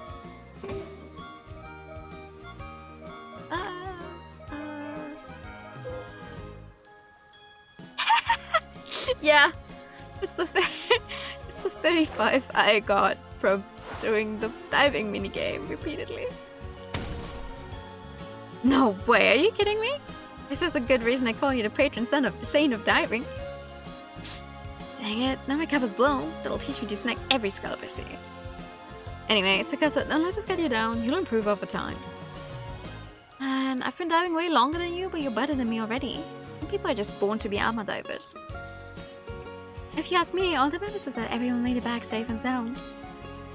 True, you always know the best thing to say, Sato. But for the record, I would have preferred a bigger haul of scallops. Then we could have had a feast. Bigger?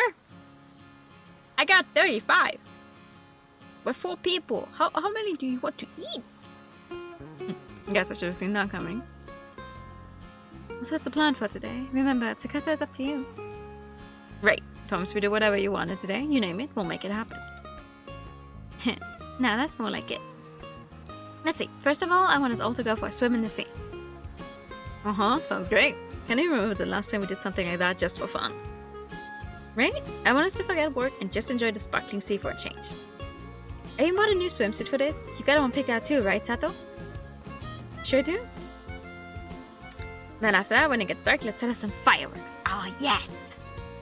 The good experience. Hi, Kai. Hi, Raiders. Welcome in. Oops to you as well. Happy birthday. You forgot a raid message. That's okay. It's your birthday. You are forgiven. But hi, Raiders. Welcome in. I'm new. I like the color pink. Vision of us and JRPGs. We're currently playing PARANORMASIGHT 2, The Mermaid's Curse. We're not very far. We're not very far in. Game just came out slightly earlier today. And welcome! Thank you so much for the raid. What were you chatting about? Just general birthday stuff.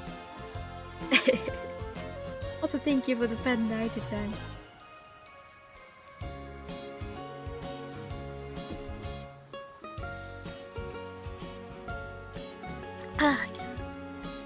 Ooh, fireworks. Hell yeah. As well, a bit of Gartic. Oh, nice. That sounds good. I hope you had a good birthday so far. And then let's have a barbecue on the beach and cook up everything we caught today. I cannot talk. Sounds like a plan. Just leave it to us. Everyone ready? Now let's do this.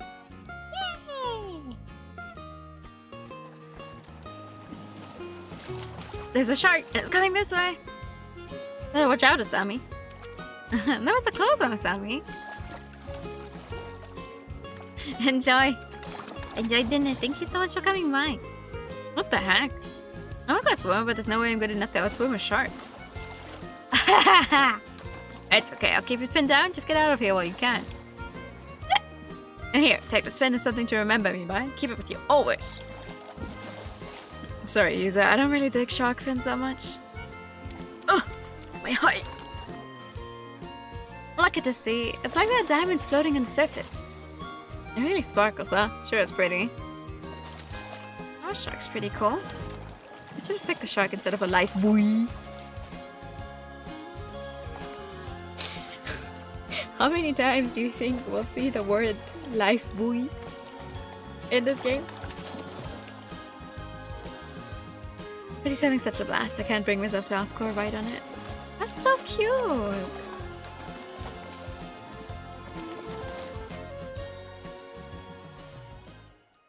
So when? Oh. When does it all go wrong? One grilled squid coming right up. Don't throw it, it's piping hot. You're getting squid juice everywhere. Oh my god. Let's see how you like it. Catch the. Ow, ow, ow, ow. That's hot. You did that to yourself. Check out this huge sea snail. Tsukasa caught. It's massive. That's right. I might still be a rookie when it comes to scallops, but I got a haul of sea snails to make up for it. So eat up, Asami. Have as many as you want. Aww. Hey, can I borrow that lighter? Sure. Want some squid too? Oh, so I can just grill it directly? It is August Prime. Matsuri and firework time, yes. It's Kamashima's specialty. Firework style squid. Are you actually doing it? It's just going everywhere, bro. I like the boom sound effects. Like, do not attempt to cook a squid over a firework. Sorry, my hand slipped. There it is, the famous user one-man show. Cute! Oh, that's so cute. Bloop. Ah! Ah, okay. I have to go over to Sato now. Okay. Sure. Having grown close to each other, Tsukasa Abo tells Satoshi and Nami that she has something important to discuss. Okay. Oh my goodness. Sato, you got a sec? So, I was hoping to get a bit of advice. The thing is, you're the only one I can really talk to about this. Sure, what's up? If you got a problem, leave it to me. Kamashima's living, walking, talking encyclopedia. Oh, that's a pretty impressive title, Miss Encyclopedia. Although I think the walking, talking kind of implies you're living already. Either way, I hope you can help. You know that even if it kills me, I'll squeeze every last brain cell I've got to help you, Tsukasa. Right. But you're supposed to be a living encyclopedia, so please don't go dying on me. Thanks for being there for me, though. Come on, let's go somewhere with no one else around then.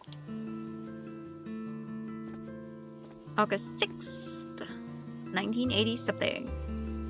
Pardon me a moment, young ladies. Yes? You mean us? Yes, sorry for the trouble, but I was hoping to get some directions. Oh, are you here sightseeing? Welcome to Kamishima.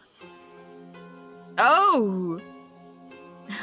I'm afraid it's not quite as relaxing as sightseeing.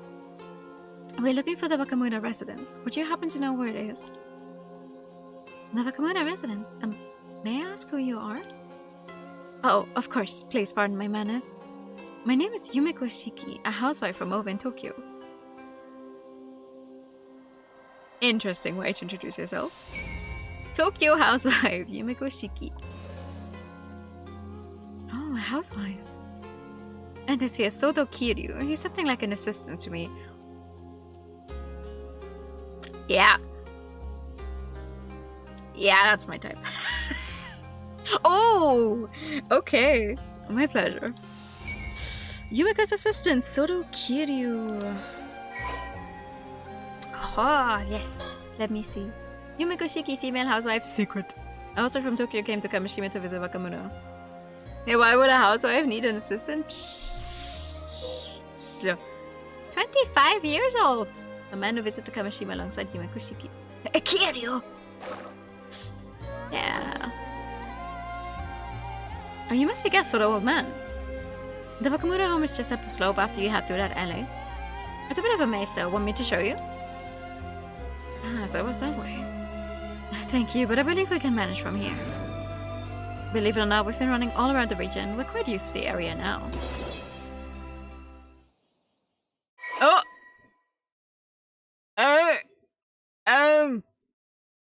Hello?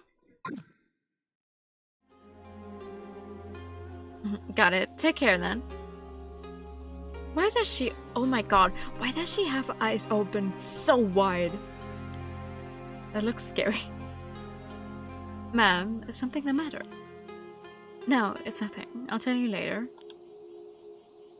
Well, on our way then. Sorry for stopping you. Bye! Huh. Those two had a really strange vibe. The old man sure gets some unusual guests. Yeah, there was something about them. Don't you think that's the kind of aura that sorcerers would give off? I know what you're getting at. I've heard those rumors too. Everyone's saying that old man Wakamura has been super reliant on some shady sorcerer lately. What? Shinobu Wakamura! May, local magnate. What the fuck is a magnate? 55 years old. The single most influential person on Kamishima, although born to an ordinary fishing family on the island, he entered his 20s during the post-war economic boom, and through tireless work and juggling multiple side jobs, he managed to amass a small fortune over the years. He went on to invest his fortune into the development of Kamishima, not only upgrading its fishing equipment, but also improving the island's infrastructure to entice businesses to set up shop on the island, efforts that have earned him the appreciation of people all over the island. He currently holds many key positions on the island, including serving as head of the Kamishima Fisheries Cooperative Association, and it's said that his appointment as the next mayor of Kamishima is all but confirmed. Although admired for his many contributions to Kamishima's development, his personality leaves much to be desired. With many stories of him using force to get things to go his way, he's often high-handed in his dealings with others, fully aware that his position makes it difficult to oppose him. Having moved his main home and base of operations to the mainland many years prior, there are abundant rumors that he has since added loan sharking and land grabbing to the list of ways he's willing to add to his sizable fortune. It is said that he's recently become an ardent devotee of a certain famous sorcerer in Tokyo and often relies on their guidance when making decisions. Okay. They did say they were from Tokyo. Maybe they really are sorcerers. Tokyo is not... I mean, Tokyo's quite big. Just because someone's from Tokyo, they could be, you know, from anything. Nah, whatever. Come on, Sato, let's go. Yep. Okay. Ooh. I actually get to choose where to go? Huh. Well, not that there's that many options. Afternoon at the bay. At the bay with the bay. Okay, this spot should work fine. Oh man, now that I'm actually about to talk about it, I'm getting super nervous.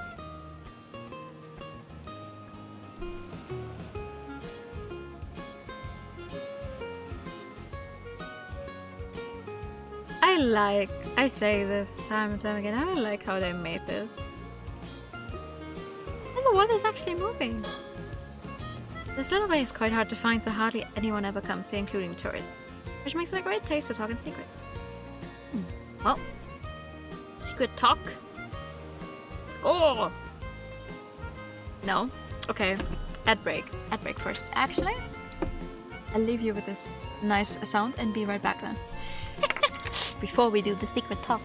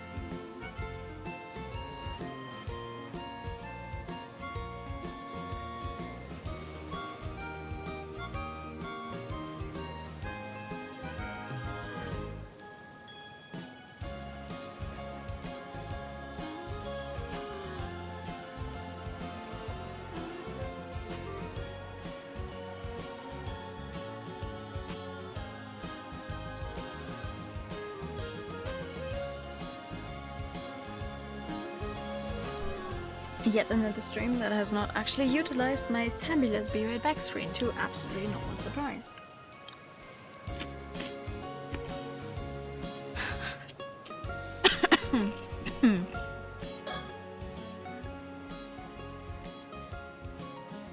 Alrighty. You said you wanted some advice, so let's hear it. How can I help you, Miss Tsukasa? Well, I do want your advice, but I'm not really sure where to start. Oh, I guess this really isn't an easy topic for her. In that case, let me start her off with another topic to loosen her up. What about summer break? I guess you'll be heading back to the mainland soon now that the O1 holidays are over. Yeah, I head back to my boarding school in 3 days, so I've only got until the day after tomorrow to take it easy here. Right, time sure flew by. I'm really gonna miss you. Me too. Only 2 days left, huh? 2 days? Oh, what am I gonna do? Love troubles. Yeah, like with her blushing and everything, probably. I guess whatever she wants advice on is time sensitive. Okay. TV shows. Oh, Tsukasa, that reminds me. Did you catch that 2-hour suspense drama the other day? Ah, right. You said you were looking forward to it. I did see it. Ma was watching a period drama. Darn, that actually like had a good part. He turned out to be the killer though. I wish I could have watched it. You did just kind of spoil it though. Wish we had a VCR like yours. You can record music shows and watch them over and over, right? That sounds amazing. A VCR! Not many houses on the island have one though. Yeah, I know it's a bit of a luxury, but being able to record and keep TV programs is the best. You love TV way more than I do. It's great you can enjoy it whenever you like. Okay. Advice. Yeah, about that. How do I even put this, looks like she hasn't loosened up much yet. Maybe we should start from a different angle. Okay. TV show again. You really can't get enough of your TV. Eh? You think I watch too much? How much did you watch this summer? Well, I guess I'm pretty much always watching whenever I'm home. Nice. You should thank old man Wakamoto for letting you watch as much as you want. We're hardly ever allowed to watch TV at boarding school. Even at home, I'm always fighting over what to watch with Mom. Makes it damn hard for me to keep up with the conversations at school, you know? If he's just got too much influence in everyone, can't blame him either. It is pretty fun. Speaking of TV, I saw something on the morning news. Yeah? What happened? They said an armor diver on the mainland went missing at sea. Ah, yeah, I saw that too. I hope to find her safe. Apparently they're still searching, but it goes to show how dangerous being an armor diver is. Yeah, even I've had a couple of moments out there that have been way too close. When the catch is right in front of you, it's easy to think you can go a little bit further and end up pushing it just too far. That's scary. You be careful out there. Now that I think about it, a little while back, there was that story about old human bones found on the seabed near Toba. I never heard about that one. That really happened? Creepy. Maybe it was someone who went missing at sea. I just hope it isn't like a curse or anything. Yeah, the sea can be pretty scary. The old Ama grannies always told us. We islanders live with the sea. Never forget how fearsome it can be. That's why the Ama divers wear charms and mind the proper rites, right? Yeah, gratitude, manners, and restraint toward the sea are never to be forgotten. That's the first thing they teach you when you start diving. Yeah, makes sense. The sea is way stronger than you are at any point.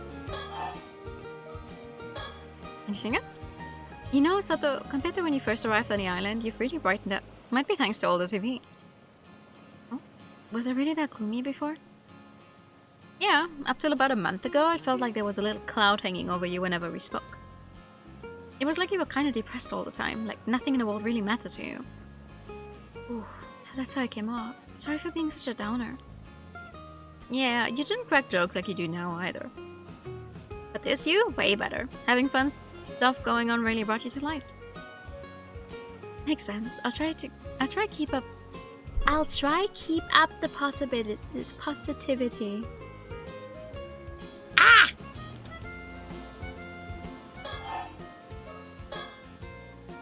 So the plans you're talking about for the day after tomorrow. I guess it's a get together with the others before you head back? Yeah, that's right. Plans with Asami and Yuza. I couldn't give them much time this trip, so I figured they might be feeling a bit left out. Makes sense. You're pretty close friends. Totally. Even growing up, they still do the dumbest stuff. Just can't leave them be. Maybe I should leave you all to enjoy it without me then. No way. They're the lucky ones to have someone as cute as you come along with me. Aww. Aww. Man, can't believe my summer break's already coming to an end. Yeah, it's kind of sad. Okay, now we can talk about the advice. Okay, I'm ready. I'll just say it. Go ahead. The thing is, I think I like someone. No way! Who would have guessed while you're blushing? Like all hell. Alright, go on. We'll hardly get to see each other anymore soon. I want to tell him how I feel while I'm still on the island. Makes sense. I'll help however I can. Skymishima's living encyclopedia. I've seen this all on TV before. I probably know a thing or two that can help. For sure. Yeah, you don't sound all that confident, which kind of makes me a little nervous, but I can tell you meant it. You mean it. Thanks. I just don't really know what to do. So which of the two is the lucky guy? Huh? What do you mean? Oh, no, wait. Don't tell me you think I like Asami or Yusa. Wait, you mean it's not one of them? Me falling for one of them? Not a chance. They're basically like brothers to me. I could never picture a romantic relationship with them. Oh, sorry. I just assumed. I call myself the living, walking, talking encyclopedia and brag that I've seen it all on TV, but I guess I don't really know anything. Sorry, this is so embarrassing. I'm gonna go die now. Whoa, that's what it really. No dying.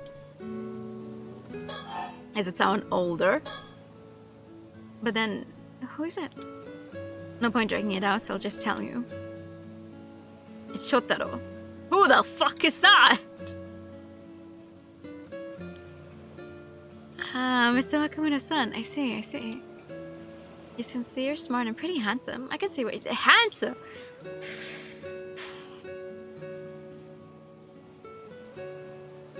Okay. Okay.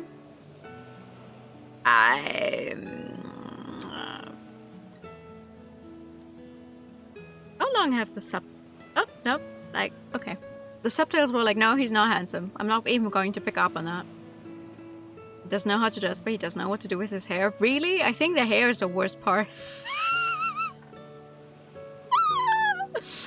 I can see why you'd like him.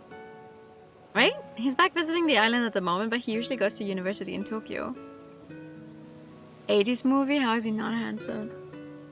No.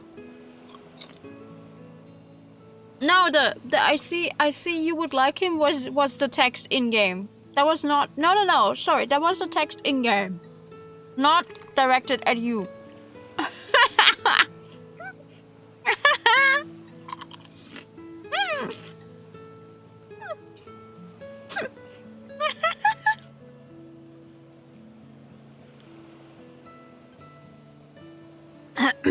I've secretly admired him for ages, but I always thought he just saw me as a kid. I figured he'd never be interested.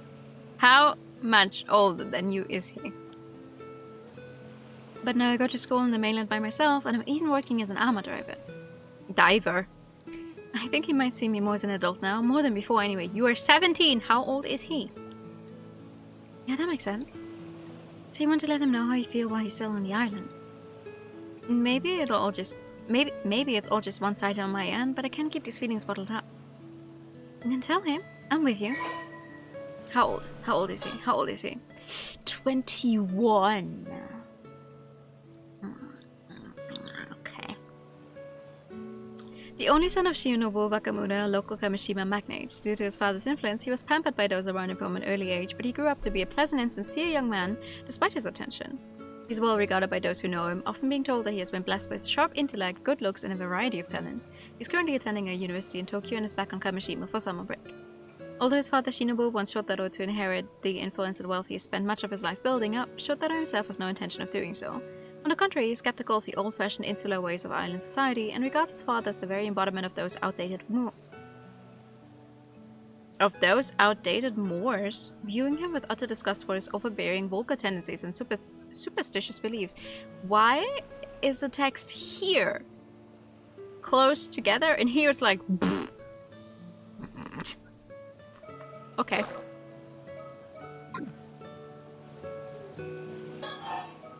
Ooh. I want to tell Shotaro how I feel by the day after tomorrow. What do you think I should do? Oh. You're staying with the Bakamuras right now, yeah? Know anything about him that might help? Oh, I'm afraid Miss Encyclopedia might not have that kind of info. You don't have much info at all, do you? I mean, he's honestly not home most of the time, so there's a lot I don't know about him. It's like he's always got something to do, checking in on folks all over the island. Like, I don't suppose you know if he has a girlfriend in Tokyo or anything? I'm afraid I'm not sure. Tokyo's packed with beautiful girls, right? A guy like him won't be left alone for long then.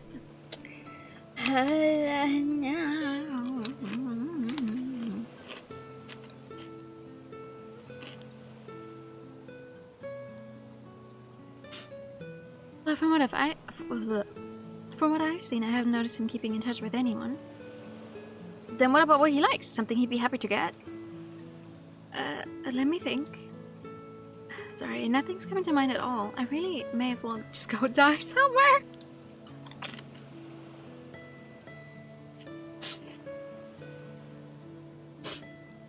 Come on, don't say that. Thinking it through with me is more than enough. You got to stop joking about dying like that. Is she joking, though? Is she joking? Oh, Tsukasa, how about this? I'm pretty sure I can ask her daughter to meet us somewhere. I'll organize that for now and we can plan from there. How does that sound? Ooh, sounds good. Thanks so much, Sato. Alright. Atatori. So, we kicked around ideas the whole way back, but in the end, writing a love letter and handing it to him is the best call. That's the plan, yeah? Good salary. Fair. Yep. Since way back when, the tried and true way has always been a love letter. Classic method. I like it. You're heading out to dive tomorrow morning, right? Yeah, weather's looking good. Alright. Then I'll tell him. Then I'll ask him to come to the bay a little afternoon. That work for you? Yeah. I just need to have the letter ready by tomorrow. Hey, can you look it over before I give it to him? Of course. I'll fix it up even if it kills me. Girl! Thanks. I'll write it even if it kills me too. I'm already so nervous. Hey, you two over there. Is that who I think it is? Oh god, no. He looks like he... No, no. No, I hate his hair. Also, I thought for a second he had a tattoo on his arm, but it's just the voice. Voice? Text box.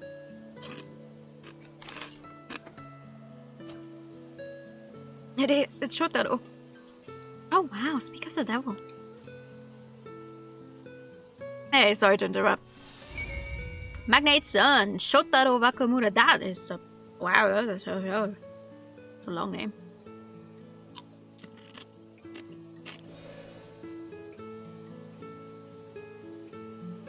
I hate the part where it's weirdly slicked back. Like, is that a mullet?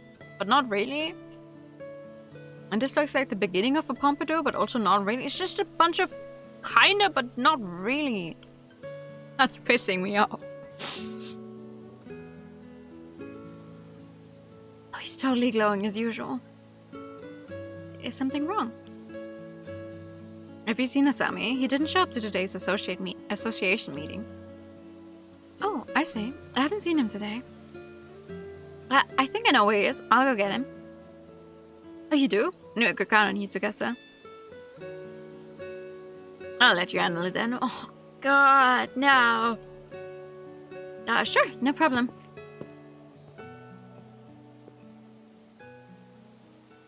Oh, man, he called me by my name. I'm so fired up right now. Let's do this. Yeah, let's. First off, let's find those two. But they're up at the Kantekisho ruins. Kantekisho. I don't know. Let's go, Sato. Right behind you. For that Gisha alone, you hate his guts? Thank you. Okay. Ah. Alright, and we're switching over to her and the very inviting thumbnail. Yumiko Shiki and Soto Kiryu head to the coast of Futamigaura after receiving a report about a strange corpse found there. And before he's a playable character.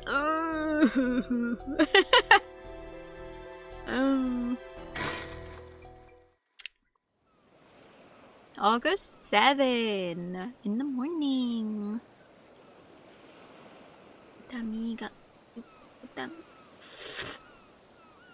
Mrs. Shiki, there you are. Sorry for calling you all the way out here. Not at all. Thank you for bringing the case to our attention. And you've got an unusual corpse on your hands. Well, forensics aren't here yet, so I honestly don't know whether it can even be called a corpse or not. But I do know that'll cause a stir if anyone catches sight of it, so right now we're just trying to keep the busybodies away. I'm sure I'm glad it happened while you were still here, though. What with you being from the Tokyo Metropolitan Police and all. Aha! Yeah, just a housewife. Yeah, police housewife. Prefectural Police Detective Masaru Ide. Where's our cadaver, then? Still in the water over there where it was found. Feel free to go ahead and examine it. Over there? I see. Ah, as in I actually... Oh my god, yeah. It's a little 3D model.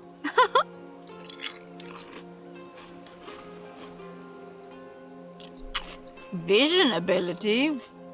What?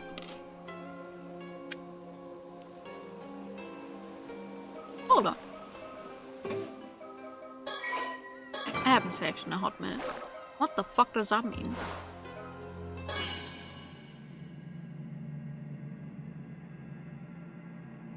Ooh.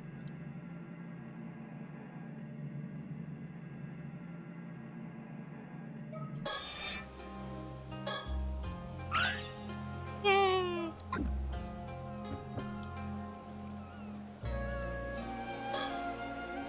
This is Soto Kiryu. He's worked with me as my assistant for a long time now, although he usually makes his living as a psychic detective. He's not officially with the police, but with my assignments being what they are, he has special permission to accompany me on investigations. Ah! An independent psychic who makes his living as Japan's only psychic detective, Soto has no permanent residence, instead traveling throughout the country for training and resolving any metaphysical incidents he comes across, something which eventually led to him gaining his current moniker within the industry. Although he has a calm and taciturn personality and is possessed of a sharp mind, he is surprisingly sensitive by nature. However, his trait does not extend to mercy towards spirits and other phenomena, which he often ends up subduing by force. Taciturn. Okay. Primary spiritual abilities: curses. The ability to use particular curses to inflict harm or otherwise negative effects on others. Effects range from forcibly binding a target in place to dealing fatal wounds. The stronger the curse effect, the greater the burn on the user. Shaga. The ability to see the face of a deceased individual from their remains, allowing for recreation of the features via portrait sketch. Only a small piece of the deceased remains is necessary to use this ability. However, enough of the thoughts and desire of the dead individual must remain for it to be effective. Feast of Shadows. The ability to create a domain in which the potency and range of certain types of spiritual abilities are increased. Only effective at night. Soto himself was able to create a domain up to 1 kilometer in range. Domain expansion! What? Soto's family runs a small shrine dedicated to a certain Onmyoji from the Sengoku period. This Onmyoji is said to be an ancestor of the Kiryu family, which may explain why the bloodline has produced many individuals with a strong spirit sense over the years. Soto was born with an exceptionally potent spirit sense even within this lineage, leading to his abilities catching the attention of legendary psychic Itensai Shiki when he was 8 years old. Itensai subsequently took him under his wing as his protege, and Soto underwent rigorous training under his watchful eye. Even now, he's always quick to respond when summoned by his mentor's wife, Yumiko Shiki, and often supports her during her work. He also has a keen interest in swords and is extremely knowledgeable about blades from all countries and eras.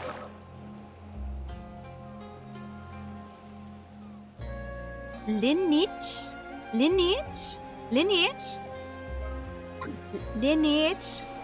Lineage. Fuck my life. What do you mean? Is there anything that stands out to you so far, though? I like to get a better grasp on the details before saying anything, I think. I like his design. This is Masaru Ida, a detective from the local police. He's acting as my point of contact while I'm over here, as well as providing any support I need. I don't doubt this quite a troublesome assignment. There are a lot of things that need to be kept secret for one. But he's been very good at not prying into the particulars while doing what needs to be done, occasional grumbling, notwithstanding. Given what this case has ended up involving, though, those particulars may not end up remaining undisclosed for much longer. A mushroom boy, yeah. 35 years old. An assistant inspector in the first investigative division of the Criminal Investigation Department of the Mie Prefectural Police. He often finds himself settled with whatever troublesome tasks come to the department's way, something he makes sure to grumble about each time. But as a proficient detective in his own right, being diligent in his duties and having passed his promotion exam without difficulty. Although often said to have a somewhat unreadable expression, he's quite sociable and makes a point to attend all the department drinking parties. Imagine being a mushroom boy at 35 for real. For real. Born and raised in Mie, Masaru never ventured beyond the bicycle commuting distance of his hometown, Sioux City, until the time came for him to attend university. With no particular plans for his future in mind, he took the employment exam for police officers, figuring that a local government job would at least be stable. He had no admiration for the police or any strong sense of duty or justice, but found the strict discipline of the police force suited his personality. He quietly married a fellow classmate from the police academy soon after graduating, and at home he takes on the role of a doting father to 2 sons and a daughter. If pressed to discuss his hobbies, they would include walking and combination puzzles. The fuck? What's a walking combination puzzle?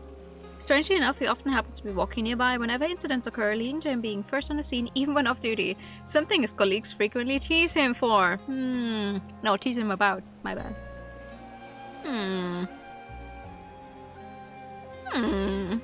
Okay. Being bald would be more better than being a shroom. No, he just needs to... Nah, that's... Do we know what the situation was when a corpse was found? I just got here as well, so I'm not clear on the details myself. But from the sounds of it, a local civilian happened across it about an hour ago as they were passing by. They got us on the scene immediately, so no one else should have seen it. It's a relief. We don't want people working themselves into a frenzy over this. Where's that local now? We got someone taking the statement in a nearby police box. I'll let you know when we get more info there. Please do. He's a Beatles fan? Oh, God. Okay, I just want to make sure I've clicked on everything else before we click on our corpse. This is Futamigaura, the coastline just northeast of Ise City. It's a pretty popular location for tourists, and there are several beaches nearby as well, so a bunch of people are milling around. It certainly is an impressive sight. It's too bad we couldn't come here as simple tourists. Futamigaura is the name of a stretch of coastline along Futami Town, so named during the events of this story. It has since been merged with Ise City, in the Watarai district of Mie Prefecture. As part of the Iseshima National Park, it has been designated as a place of scenic beauty and considered one of the most scenic spots in Japan. The name Futamigaura is said to originate from a visit to the area by Yamato Hime no Mikoto. According to legend, the area's beauty caused her to turn to look back upon it, leading to Futami, look twice, becoming part of its name. Ise City, a city located in the central northern area of the Shima Peninsula. The northern part of the city is on a plain directly facing Ise Bay, while the southern part is on more mountainous land surrounded by hills. Having long flourished as the town leading up to the Torii Gate of Ise Shrine, it stands out as a particularly popular tourist destination, even among the many attractions in the Ise Shima area. The city is sometimes referred to as Shinto, meaning the city of the gods. Although best known for Ise Shrine, many other temples and shrines can also be found within the city. The land overlooking Ise Bay is blessed with an abundance of beautiful scenery, including Mount Asama, which was included on a list of 100 famous Japanese scenic spots during the Showa era. Why do I keep saying area whenever era comes up? Okay, corpse. I see, so this is the corpse in question, is it? Unusual is certainly one word for it. It's all dried up now, almost like it's been mummified. But apart from that, it's pretty safe to say this is a mermaid, right? Let's take a closer look at it. The body's lower half is identical to a fish's tail. If this was a fish, it would be a pretty huge one. It would seem like the fish half of the body begins from the shoulders downward. All the mermaids I've ever heard of have had the fish half start from the waist down. If it is a fake, maybe whoever made it didn't do their research? Really? Several of the mermaids described in old Japanese legends had their faces as the only human part, though. Seriously? Guess that makes me the one who didn't do their research then. As you can see, there's no doubt it has a human head. That's the main reason we went ahead with treating it as a corpse. That makes sense. I can't imagine anyone would have seen a creature like this before, after all. If it really is a mermaid, wouldn't this be a pretty huge discovery? It's not the sort of thing we'd be able to make public, that's for sure. I don't suppose we have any way of confirming the identity. The identity? Given the state of the body, it will probably be difficult to confirm based on facial features, but we might have a chance using dental records. Though that would depend on if they've ever had a dental exam. I see, that makes sense. The arms also just straight up, like, they start like human arms, but turn into the fin? What else can I check out? Torso? Head? Tail? Oh, I can check it out repeatedly. If this really is a corpse, I wonder when they died. I doubt their body would have ended up this desiccated if it had been in the sea this whole time. You think there's a possibility that they died, shriveled up into a mummy-like state, then their body fell into the sea and got washed up here? It makes for quite enigma, that's for sure. Somewhere it is an adjective to me. Yeah, for sure. Honestly, I'm kind of leaning towards it being a fake of some kind. What do you think? It's true that many of the mermaid mummies discovered were ultimately found to have been man-made in origin. The mermaid mummies? Relics believed to be either the embalmed or mummified remains of mermaids are preserved in temples throughout Japan. Among them, several are said to bestow blessings such as eternal youth and longevity. I had it right like 2 hours ago.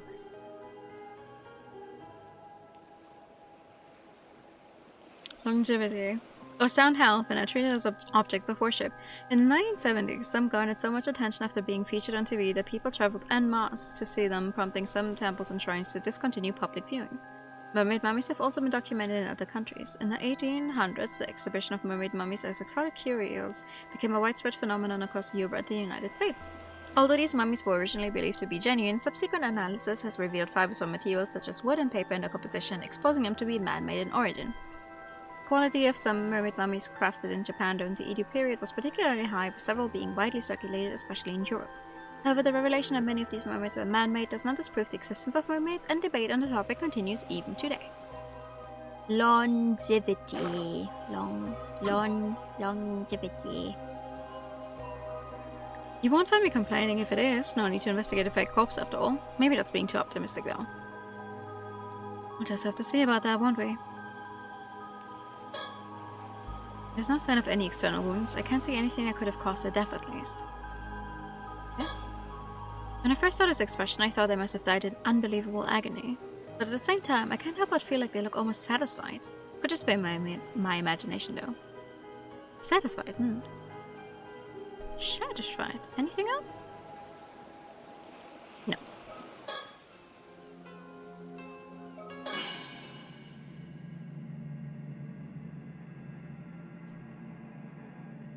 I like that I can just turn this on. But there's nothing to do with it. Yet, I guess.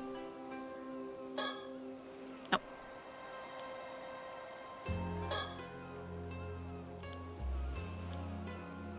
Oh, no. Okay. We'll talk more to you. Ugh. If we really do have a mermaid on our hands, do you think all the stories about becoming immortal from eating mermaid flesh are true? Oh, so you're curious about that too, detective? Well, I don't know if I'd actually want to eat it though. Living forever doesn't necessarily mean you'll be happy, you know? Besides, I can't say I find the thought of eating meat from this thing all that appealing. I see. I suppose that's a natural response. But there are plenty of people who would be interested in getting their hands on this corpse for that exact reason. I can see that. We might even have people fighting over it if it gets out. All the more reason to try and keep it hidden. Well, maybe get the thing out of the water then. Sure is a troublesome thing we've got on our hands here. Okay. Now? Well, I think we have a decent grasp of the situation now. What's your opinion, Solo? First of all, based on the state of the corpse, I think it's safe to say this is another case of the curse of the forsaken fish. Some of the residual curse energy is still lingering around the body. Just as expected then. I suppose that's no surprise. Huh? What was that just now? I'll try to explain our understanding of the case so far, Detective. I realize some of it might sound a bit absurd, but please bear with us. It's a mermaid, not a bear. This corpse is neither fake nor could it be called a mermaid. It is the remains of a human, what transformed into a fish as the result of a curse. Oh! What? A former human? And a curse too. It's pretty hard to know what to say to that. One thing's for sure, that's not going to find a case report by itself. Mind explaining a bit more for me? Of course. Let's start with an explanation of our circumstances then. I'll let you handle the explanations. Ah! You're not getting out of it. Me explain, but you have to write. Okay. Talk about department. First, I suppose I suppose I should drink some.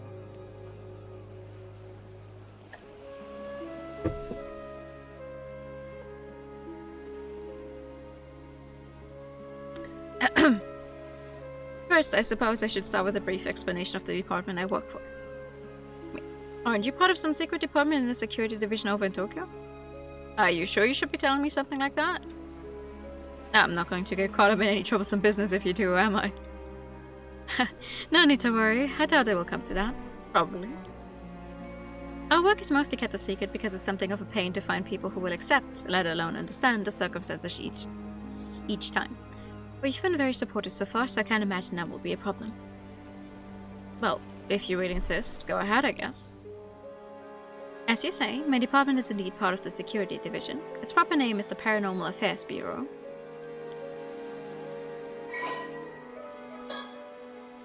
Paranormal Affairs, although officially called the Tokyo Metropolitan Police Department Security Division Paranormal Affairs Bureau. Jesus Christ!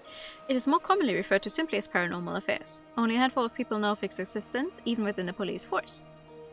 About Miyuji, weirdly. As the name suggests, this unit specializes in the investigation and resolution of cases involving paranormal phenomena. Since the existence of such happenings is not public knowledge, nor is it readily believed by the general population, the Bureau's activities are conducted in the utmost secrecy. As there are currently only 5 members in the unit, including the chief, they utilize a network of psychic contacts across the country to assist with their cases. The current chief of Paranormal Affairs is a man named Kuinu Nakagoshi. All the said to have been born to a family of psychics who have been involved in keeping the world safe for paranormal phenomena for generations. Kuidu is an elusive figure. Very few have met him in person, and he is rarely seen in the office. It is said that this is because he has oft been the target of curses. However, some theorize that it is in fact because Kuidu is not actually a flesh and blood human, with some going so far as to question whether he really exists.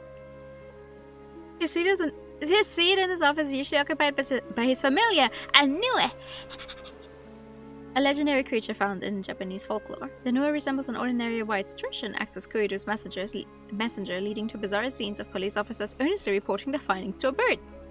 The term Nakagoshi case serves as a code name used to refer to cases under investigation by Paranormal Affairs.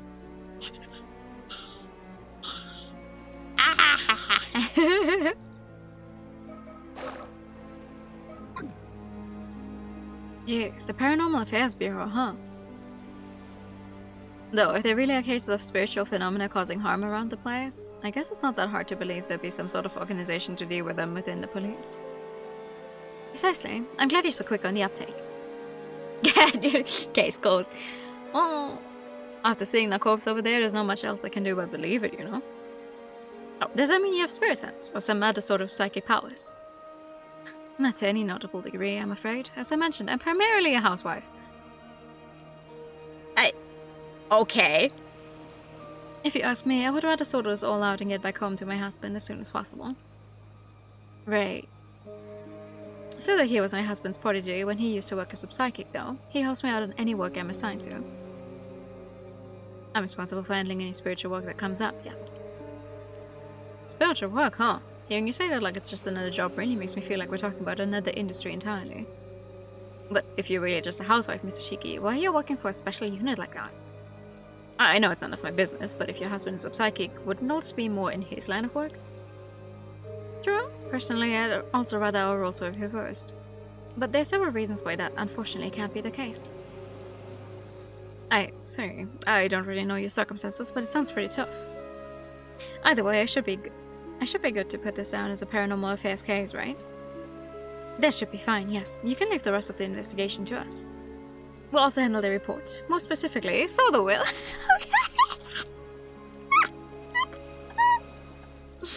Damn. Really? Thanks. That's a great help. Not again. Oh. Itense Shiki's wife, paranormal affairs employee, age secret. A woman who balances her work as a housewife with her position as a full-time employee of the Paranormal Affairs Bureau, a secret department within the Tokyo Metropolitan Police. Although the very image of a refined lady in appearance, she has a surprisingly free-spirited personality and tends to find anything she has no interest in too bothersome to take seriously. Things that do catch her attention, on the other hand, often command all of it, and she will actively involve herself in looking into them. She utterly adores her husband, swooning in admiration whenever the topic turns to him, and she is also viewed with affection by her co-workers who call her man. Who does like paperwork? Out of the 5 current full-time members of the Paranormal Affairs Bureau, Yumiko alone lacks any particular metaphysical abilities despite possessing a meager degree of spirit sense. Even so, she was chosen to be part of the Bureau's elite unit for very particular reasons known only to a handful of people close to her. There was once one other member of the Bureau who had no paranormal powers to speak of, veteran police detective Tetsuo Tsutsumi! So we're mentioning others, at least. And the two occasionally worked on investigations together. When dispatched on assignments now, she always pairs up with freelance psychic detective Soto Kiryu, leaving all paranormal-related procedures and often her much-despised paperwork to him. Yumiko's husband is also psychic by the name of Itensai Shiki, and Soto is his cherished protégé. Alright.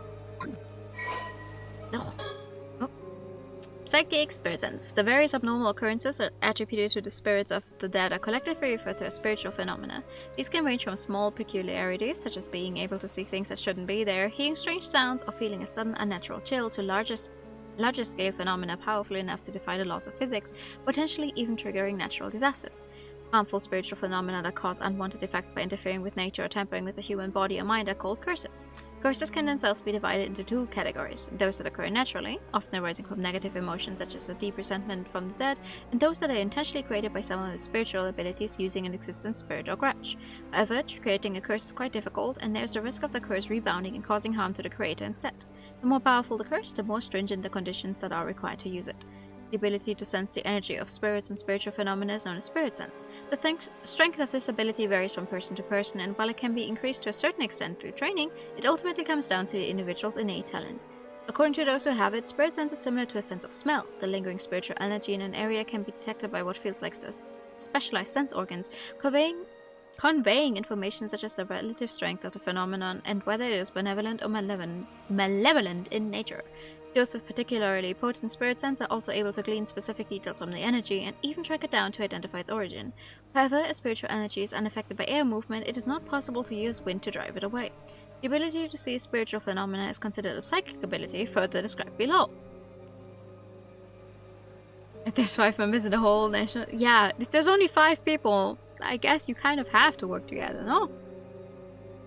Spiritual phenomena occur regardless of one's ability to perceive them, so many people that lack spirit sense are affected by such phenomena without any awareness of the cause. As spirit sense is impossible to quantify, comparing its strengths between individuals is difficult. However, as tolerance to forcible exposure to spiritual phenomena is comparable to a tolerance to alcohol, there are those who use this comparison when explaining to others.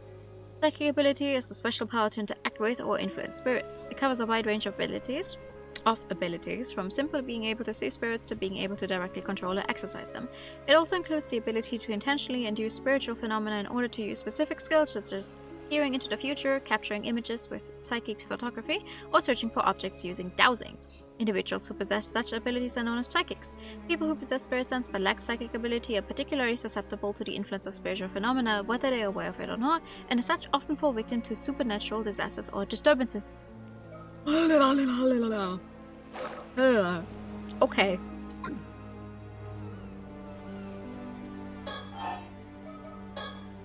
So, does that mean that you came all the way to me because you knew something like this was going to happen?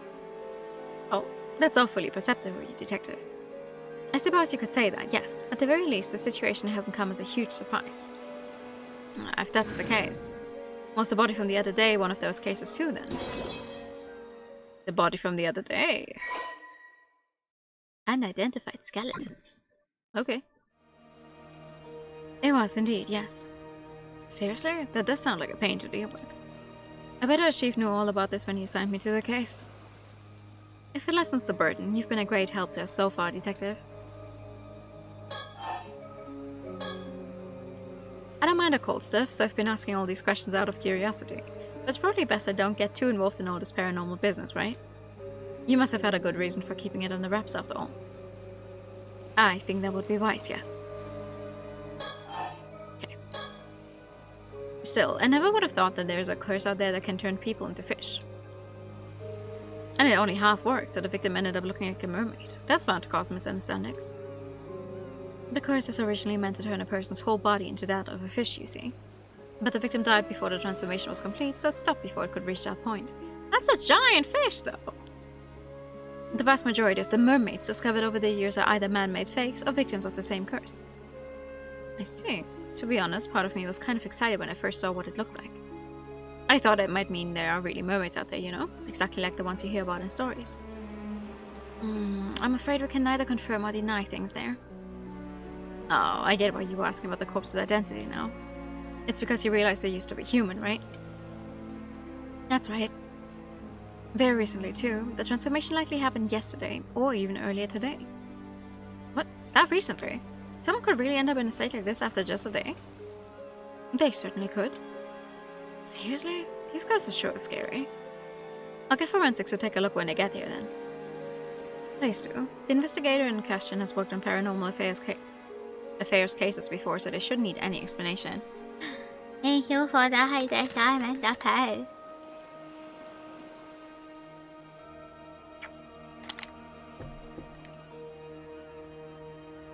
I like the whooshing sound of the sea in the back. It's very nice.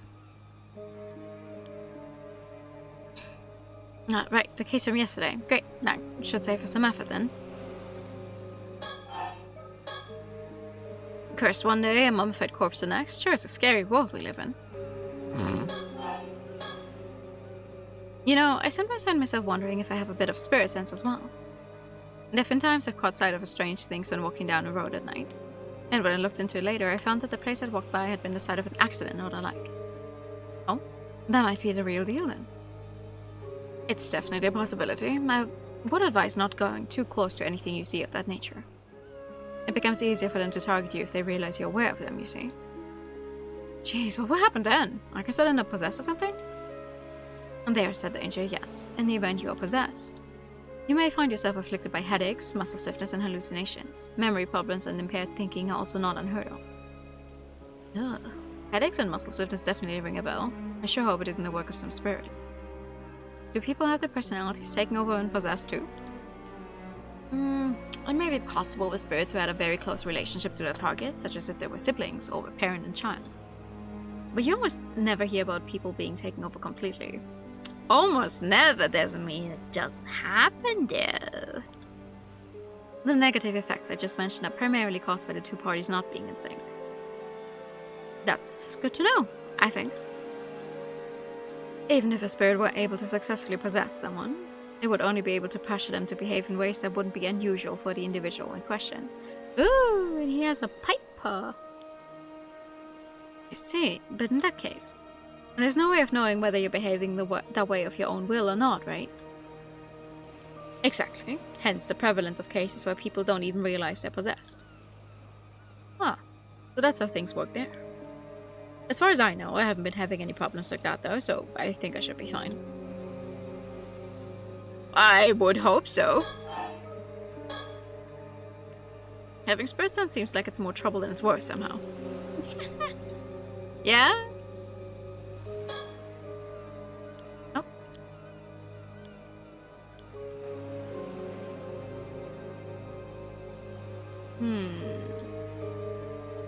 Anything else? No, I've talked about everything. Do I think? We originally came to Mia from Tokyo to investigate another case. With so many other incidents occurring, I can't help but get a sinking feeling something troublesome is about to happen. Detective Ida has been a huge help to us so far. We might be able to reveal some of our circumstances to him. Ah! Ma'am. What is it? Perhaps I could use my Shagan ability and see if it produces any results. That's an excellent idea. I almost forgot we had such a handy trick up our sleeve. Shagan? What does that do? Patience, detective. You'll see soon enough. Right. That's the one where you should be able to tell who our corpse is, right? There, it's done. Oh, so it went well, did it? Well done, Sodo. What's all this about, then? Sodo can see the face of the deceased from a piece of the remains, however small. He can then sketch the features based on what he saw. Ah, so that's how you get a sketch of the victim in the other case. An ability like that would be priceless if we could use it on the force, you know. Well, I hear it doesn't always work, so it's unfortunately not foolproof. So, what did our victim look like?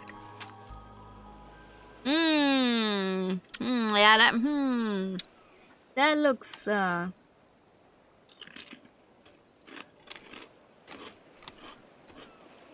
familiar. About that, I think it might be faster to see for yourself.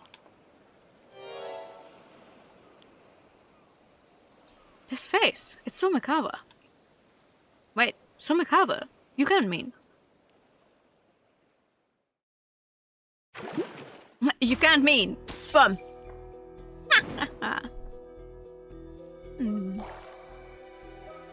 No, but it has to be.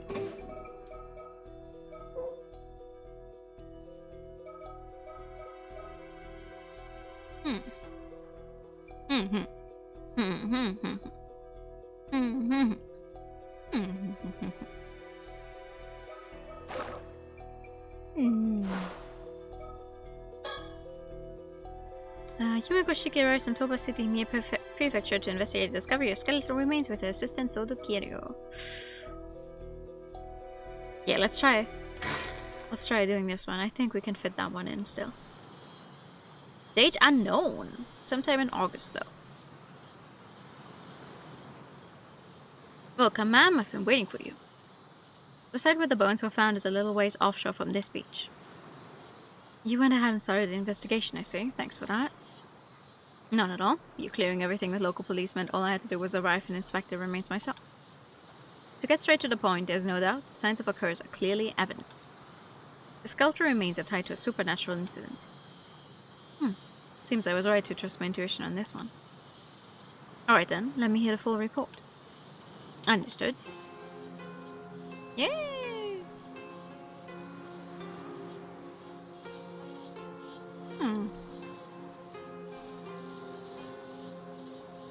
I'm just checking to see if there's any other collectibles around, just in case.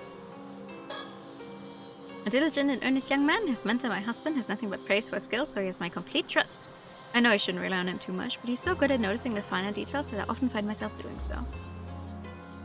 Yeah, let's hope that doesn't bite you in the ass at some point. I don't know. He's my favorite design-wise so far, but I'm like,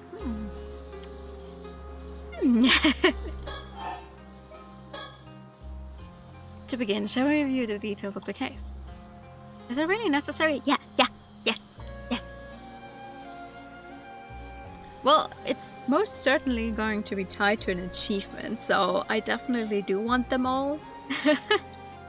Even if it's not, like, connected to getting the true ending or whatever. Summarizing may help us notice something we missed. Not a day goes past that I don't admire your diligence, Sodo. My thanks. I'll strive to be brief. A few days ago, a fisherman off the coast here hauled up a long, rod-like object. It resembled a human bone, so he notified the police. That was about 10 days ago. So he fished it out completely by chance. Following that, the police conducted an underwater investigation of the surrounding area. They discovered multiple skeletal remains in a fissure beneath the rocks. All the remains were already severely deteriorated, with each being several years to several decades old. As a result, forensics struggled to identify the victims. There was just too little to go on. Only fragments of the skulls remained, so facial reconstruction was apparently not possible. Hardly surprising in such a state. Still, with your ability, we hardly need facial reconstruction, do we? Indeed. I report my discoveries shortly. You know, one possibility comes to mind. Will you humor me? Please, go ahead. I wonder if those skeletal remains could be the victims of the Kamishima Southern Sea disaster from 5 years ago. Regrettably, that is not the case. Oh, darn it. Please don't sound so defeated. That would have been nice, I guess. Forensics confirmed 5 bodies in total, but they said that each had decomposed over a different length of time. Oh? Meaning they didn't all die at the same time? Correct. The most recent appears to date back 6 years. The others go back some 10 years before that, and another 10, and another 10, and so on. So roughly 1 body every 10 years. Roughly 1 body every 10 years sounds like some kind of weird, oh, we are giving someone to the sea to appease some kind of god. That sounds like a ritual thing. Every 10 years? No, that sounds like a ritual thing. Indeed, I imagine that any older remains may have simply decayed entirely. Which means someone's been using that fissure as a place to dump corpses for decades. It's surrounded by rock, and with minimal currents in the area, it's unlikely they drifted there naturally. Like a curse!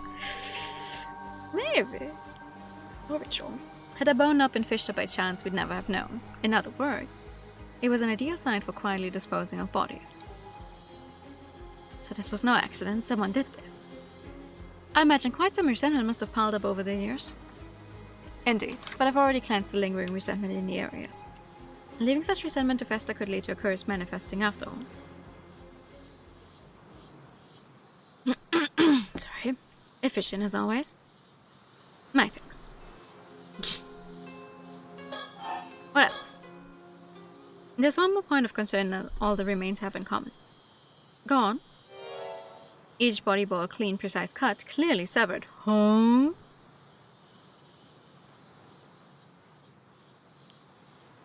Severed? You're saying they were sliced through the bone? Exactly. Each was sliced down the bone, all with a clean cut as smooth as the last. Forensics noted that reproducing such uniform cuts would be extremely difficult.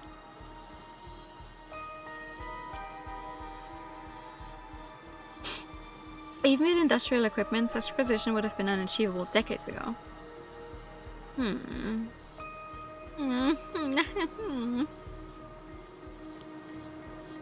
One possible explanation is that a master swordsman wielding a razor-sharp katana cleaved each of them in a single stroke. Yes, well, that would certainly explain it. But warriors don't exactly run around with swords in this day and age. Which brings us to the possibility of a curse, I suppose. Correct. If the cuts were made by supernatural means, the rules change. And as it turns out, there were traces of a curse at each of the severed points. Just a matter of time until we found one. Also, for the briefest moment, I glimpsed a curse echo that looked like a warrior in armor! To cut people, what, 40 years? I mean, if it's some kind of deity that feels wronged and they're using some ritual to appease it, I wouldn't be surprised if it's been going on for 40 years.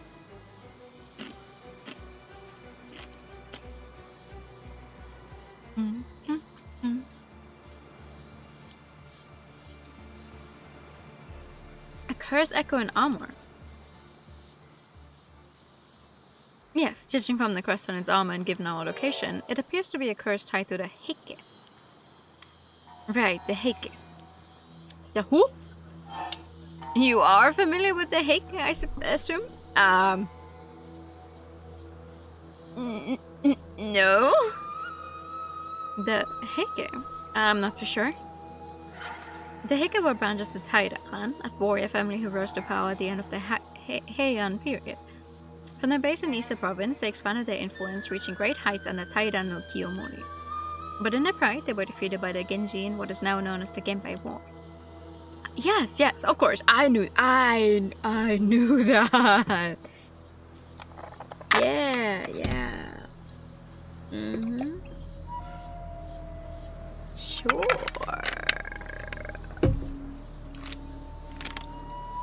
throat, my poor throat. Tale of Heike is an ancient poem in Japanese literature. Yeah!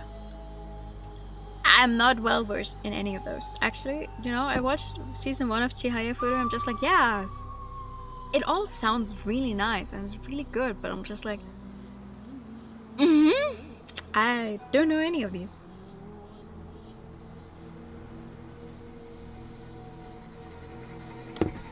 We never finished it. To be fair, there's so much. There's so much out there. The tale of the Heike preserved just how prosperous they were before they fell. Many who lived through the downfall carry deep regrets. Their resentment is especially persistent. Many traces remain even today, and they can be quite meddlesome. Indeed, you hear about it all over the place. I guess even by expert standards, it's quite a problem. The Heike, abbreviated genealogy of the Heike. Taira no Masamoni, Taramoni, Kiyomoni, Iemori, Tsunemoni, Norimori, Yorimori, Taranori, Shikimori, Motomori, Munemoni, Tomomori, Noriko, Goremori.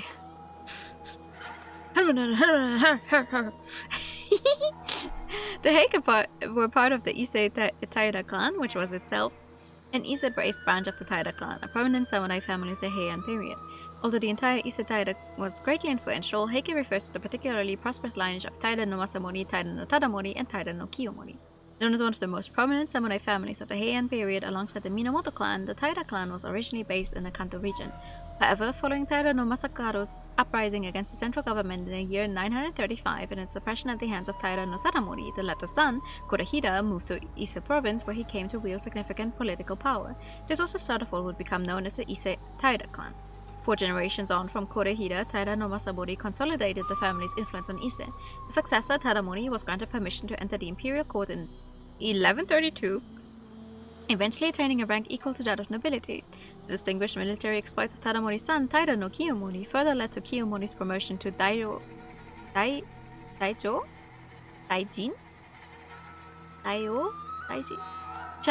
Chancellor of the realm, the highest possible governmental rank in 1167.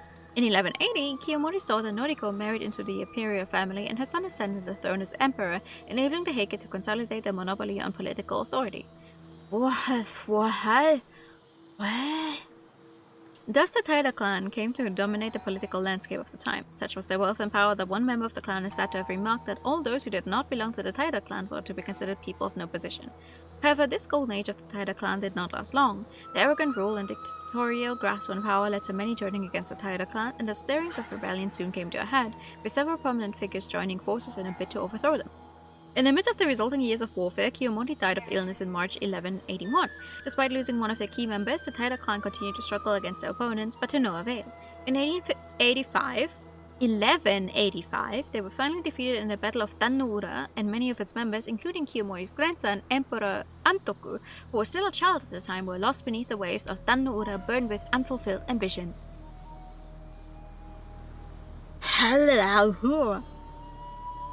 You can summon an Shimigami Tensei persona? Taira no Masakaru?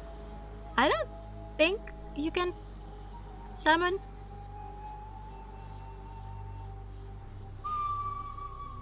That in any of the Persona games I've played. Because it doesn't ring a bell at all.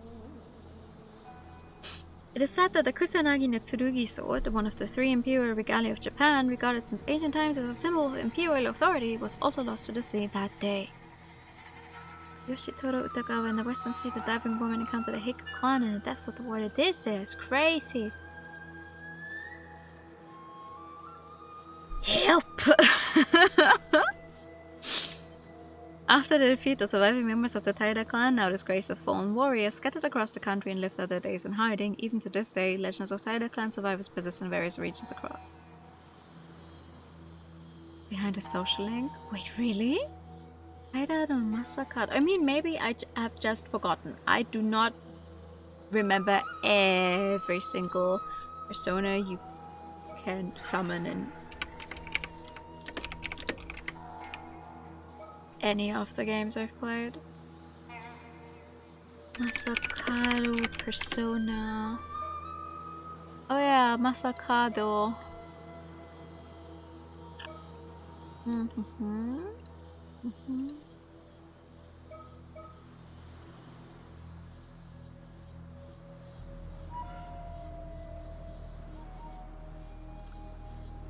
Masakado, first appearance.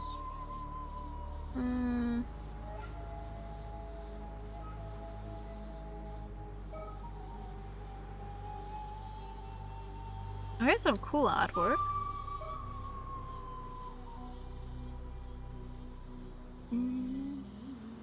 Right, appearances. Megami Tensei 2, Kyoyaku Megami Tensei, Shin Megami Tensei, Shin Megami Tensei 2, Shin Megami Tensei If, Shin Megami Tensei 9, Shin Megami Tensei 3, Nocturne, Shin Megami Tensei Imagine, Strange Journey, Devil's Feminist Soul Hackers. Ah, yeah, no. 3, 4. He's in 3 and 4. Apparently. Also in Q and Q2. Okay, so he's just literally not in 5. Which, to this day, is still definitely the one where I have the most knowledge of, I guess. Right, what does he look like in 3? Oh, it doesn't show. But he is in 3 and 4 and the Q games. Okay, that's on me. That's on me.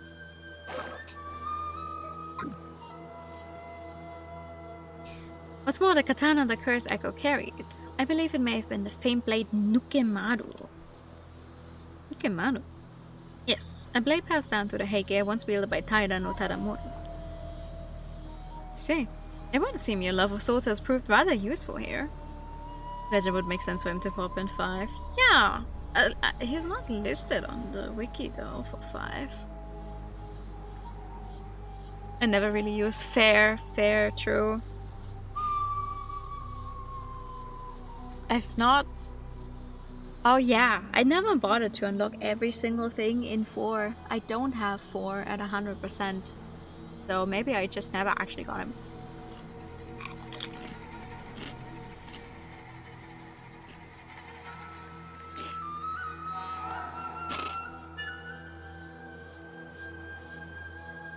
That makes the most sense, actually. I never played Persona 4 Golden to 100%. We did the story, yes, but I don't have all of the achievements, like fusing every single Persona. Or hearing every single fucking voice line. I'm so glad they didn't do that one for 5 as well.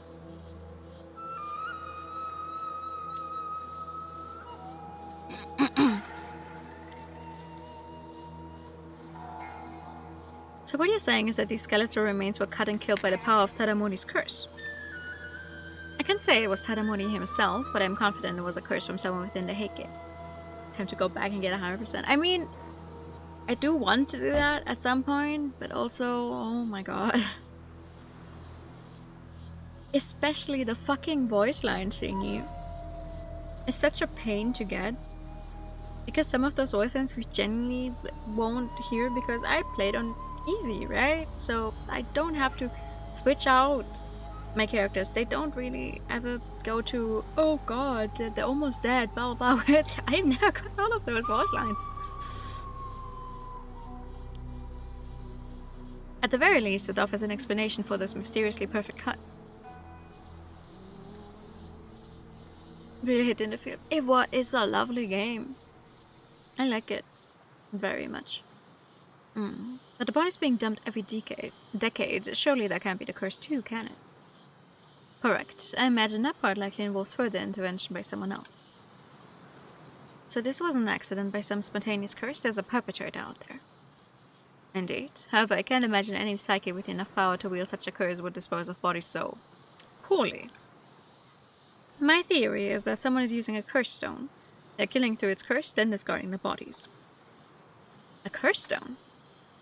Think of it as a talisman that lets even those without spirit sense use the power of curses.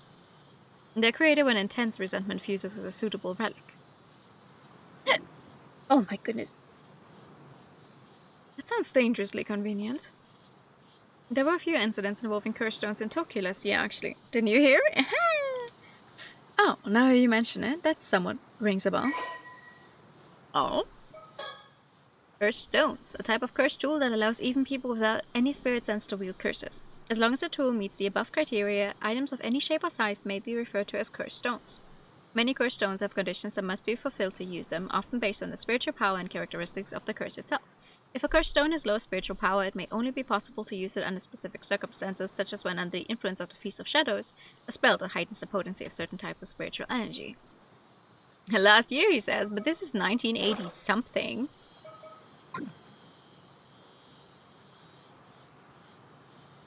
So in short, whoever's behind this possesses a stone imbued with the Heike's curse.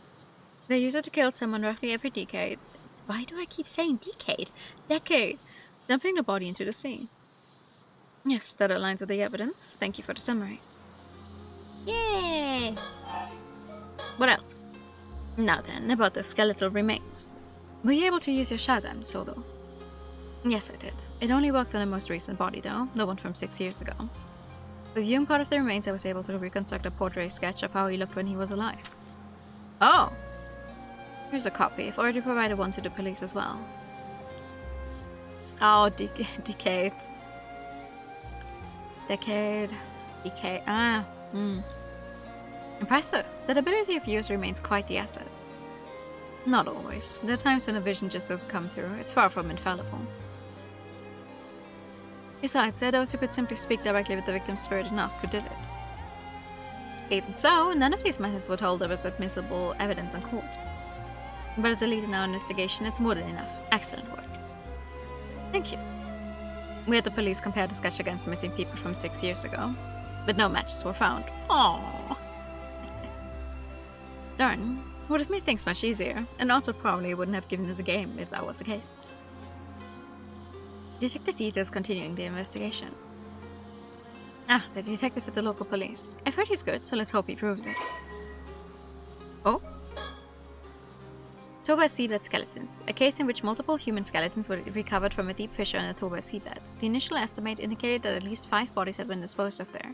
The following information has not been made available to the public. Victims' identities are unclear. All victims are male. Each body is thought to have been disposed of at different times. The most recent body dates to about 6 years ago. Facial sketch of this individual obtained using Sodo Kiryu's Shagan ability. The other remains show signs of gradual aging, with the oldest dating back more than 30 years. Although the presence of older remains has also been confirmed, they are completely decayed and it is impossible to tell how old they are. It is unlikely that the bodies could have drifted into the fissure naturally, so it is thought that someone has been discarding them there every few years. Each skeleton shows signs of a clean, precise cut inflicted by a sharp blade. Traces of a curse were also detected from around the severed sections. The victims are believed to have been killed by a curse wielded by someone connected to the Heike. Okay. Say, Sodo, that sketch of yours, maybe you should show it to some of the locals. Good point. Someone might recognize him if they were around here 6 years ago. If we can identify the victim, it could help us trace the one who used the curse. I guess we can't just leave things be now that we know there's a curse involved. Decade to decade? I am losing my mind. Genuinely, I'm just like...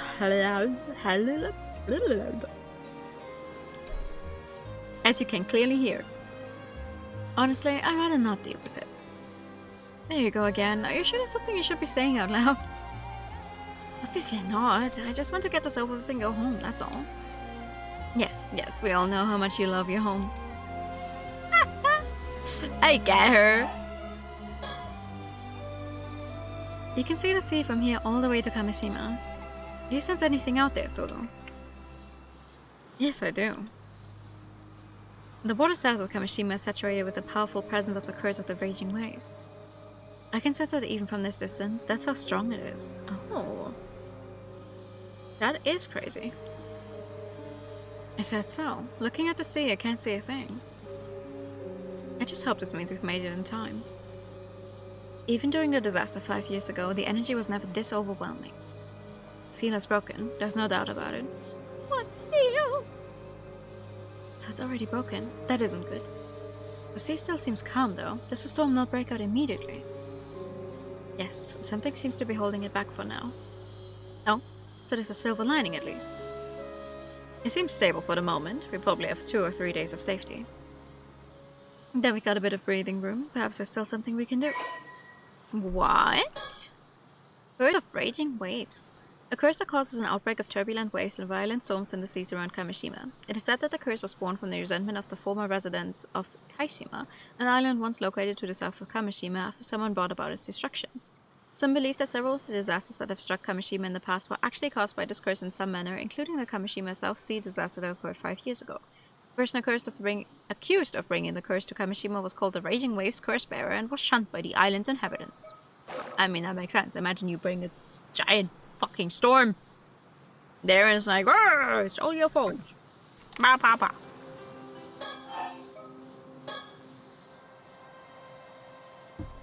I hope we can do something about the curse of the Raging Waves while it's still being held back. Yes, but despite all efforts, we still haven't found a way to lift the curse. We might have quite a struggle ahead of us. It's really the heart of the problem, isn't it? And we have no idea where your ancestors' keepsake is either. I apologize on behalf of my family. Oh? Ma'am, behind you. No! Wait, behind me. I don't wanna.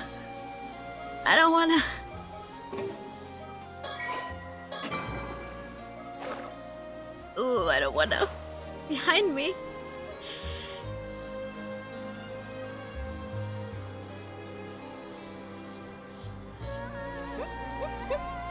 Oh.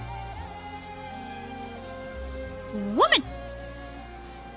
Who's that? Just someone from town passing by. Eh? Oh, she bolted. Soto, after her. On it. Oh my god. Stop. Let me go. I didn't do nothing wrong. Hello. I've apprehended the suspect. Good work. Sorry for the rough handling. Mind helping us out a bit? What were you doing here? Why did you run? What? Don't get smart with me. You're the suspicious one, sneaking around and poking into things.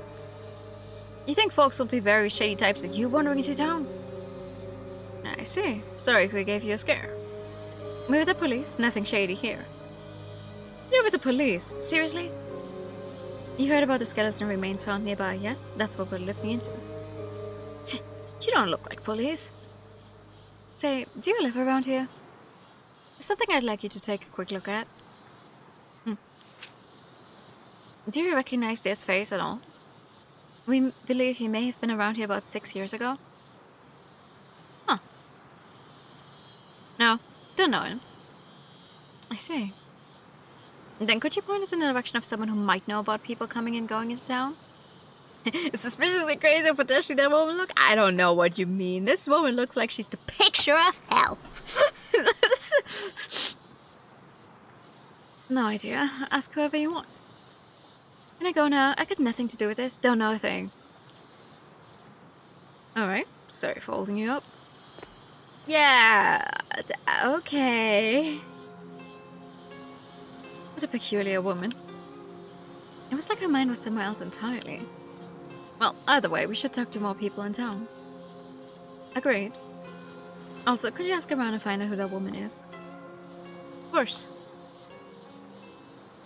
Several hours later.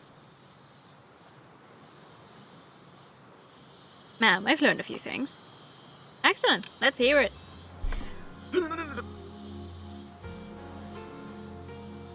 Aha! I was about to say, we've moved a little bit. Maybe there's something.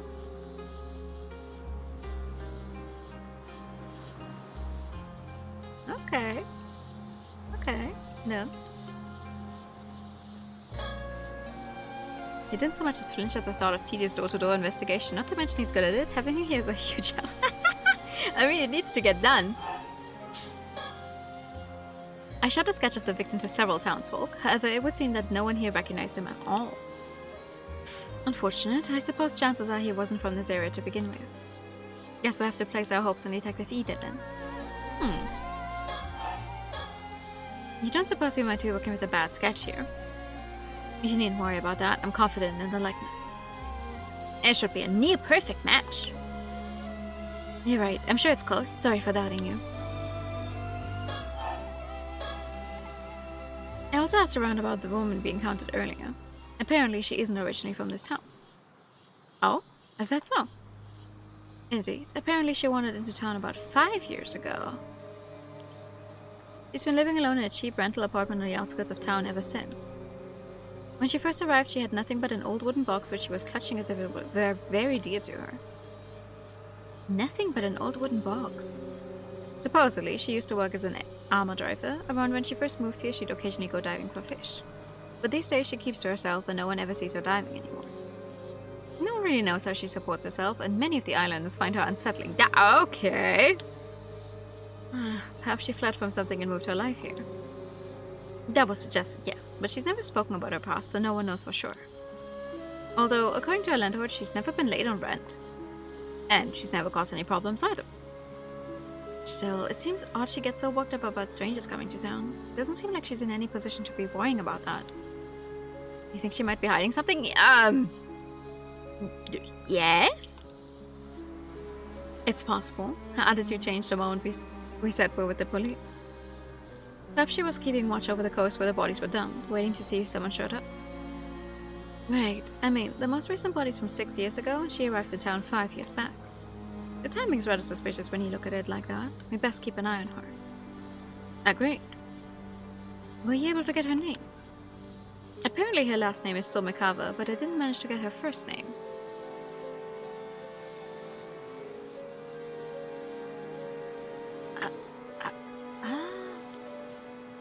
Somikawa. Why does that name sound so familiar? You've heard her before? I think so, but I can't quite remember where. But I'm a woman who cast off her past long ago. I guess I shouldn't let it bother me. Not best again. Let's save any time-consuming background checks to Detective Ida. Very well, I'll inform him. We don't know when exactly this is taking place, do we? This specific chapter was like, oh yeah, unknown time. I don't like that. That's gonna be so confusing. On purpose, obviously, on purpose. Somikawa, a woman living in Toba, although she occasionally does work as an armor driver, it is unclear who she is and where she came from. She apparently showed up in Toba about 5 years ago with nothing but a grubby wooden box to her name and has been living there ever since.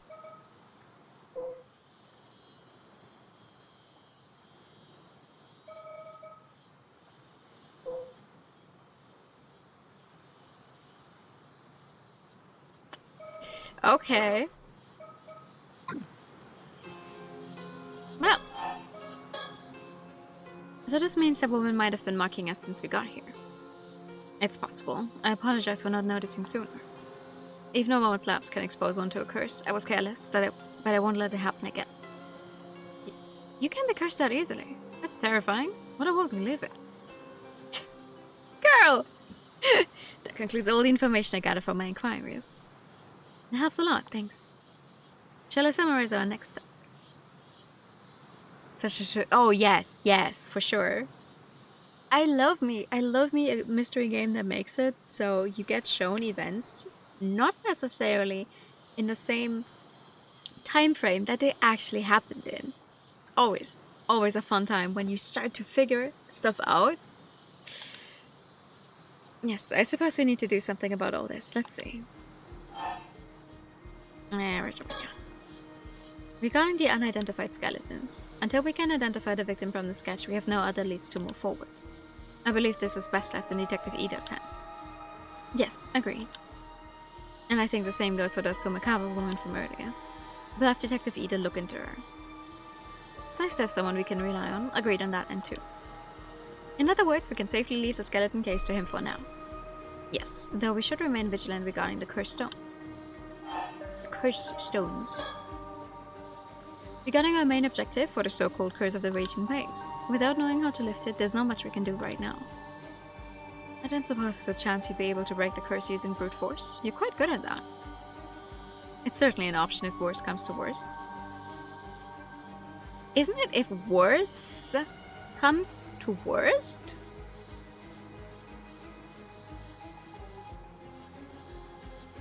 So like with an E, worse comes to worst. The subtitles are not picking up on what I'm saying. But I can't say I have high hopes it will work. I guess it would be more realistic to try to find some clues about the whereabouts of your ancestors' keepsake instead. Indeed, it is said that item may hold the key to lifting the curse of the raging waves.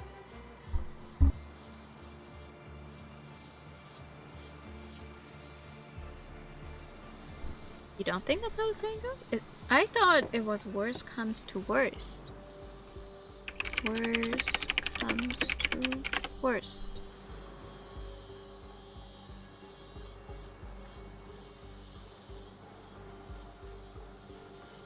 Oh, the traditional idiom is if worst. Okay, the traditional one is how it was just said in the game, and the modern variation is worst comes to worst. It's a little more logical. That's interesting. Okay. Indeed, it is said that item may hold the key to lifting the curse of the raging waves. But even the location of the map pointing to that keepsake has unfortunately been lost to time. Although the map was said to be hidden inside a model of a mermaid's mummy. One rumor says it was sold overseas during the Edo period.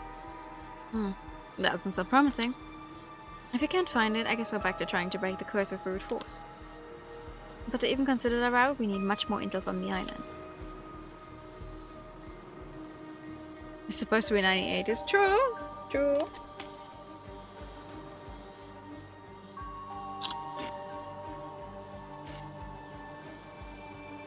Which is why we need to head to Kamishima. And at the very least advise the locals to evacuate. Yes. Hopefully someone of influence there will believe us about the curse of the raging waves. Is something wrong? Oh, no, it's just that one of the islands I spoke with seems to be calling me over. Today is the English learning day again. Isn't every single stream though? Aren't all of my streams me realizing I don't have a good grasp on the English language, or not as good a grasp on the English language as I thought I had? Something may have happened. I'll go find out. Please do.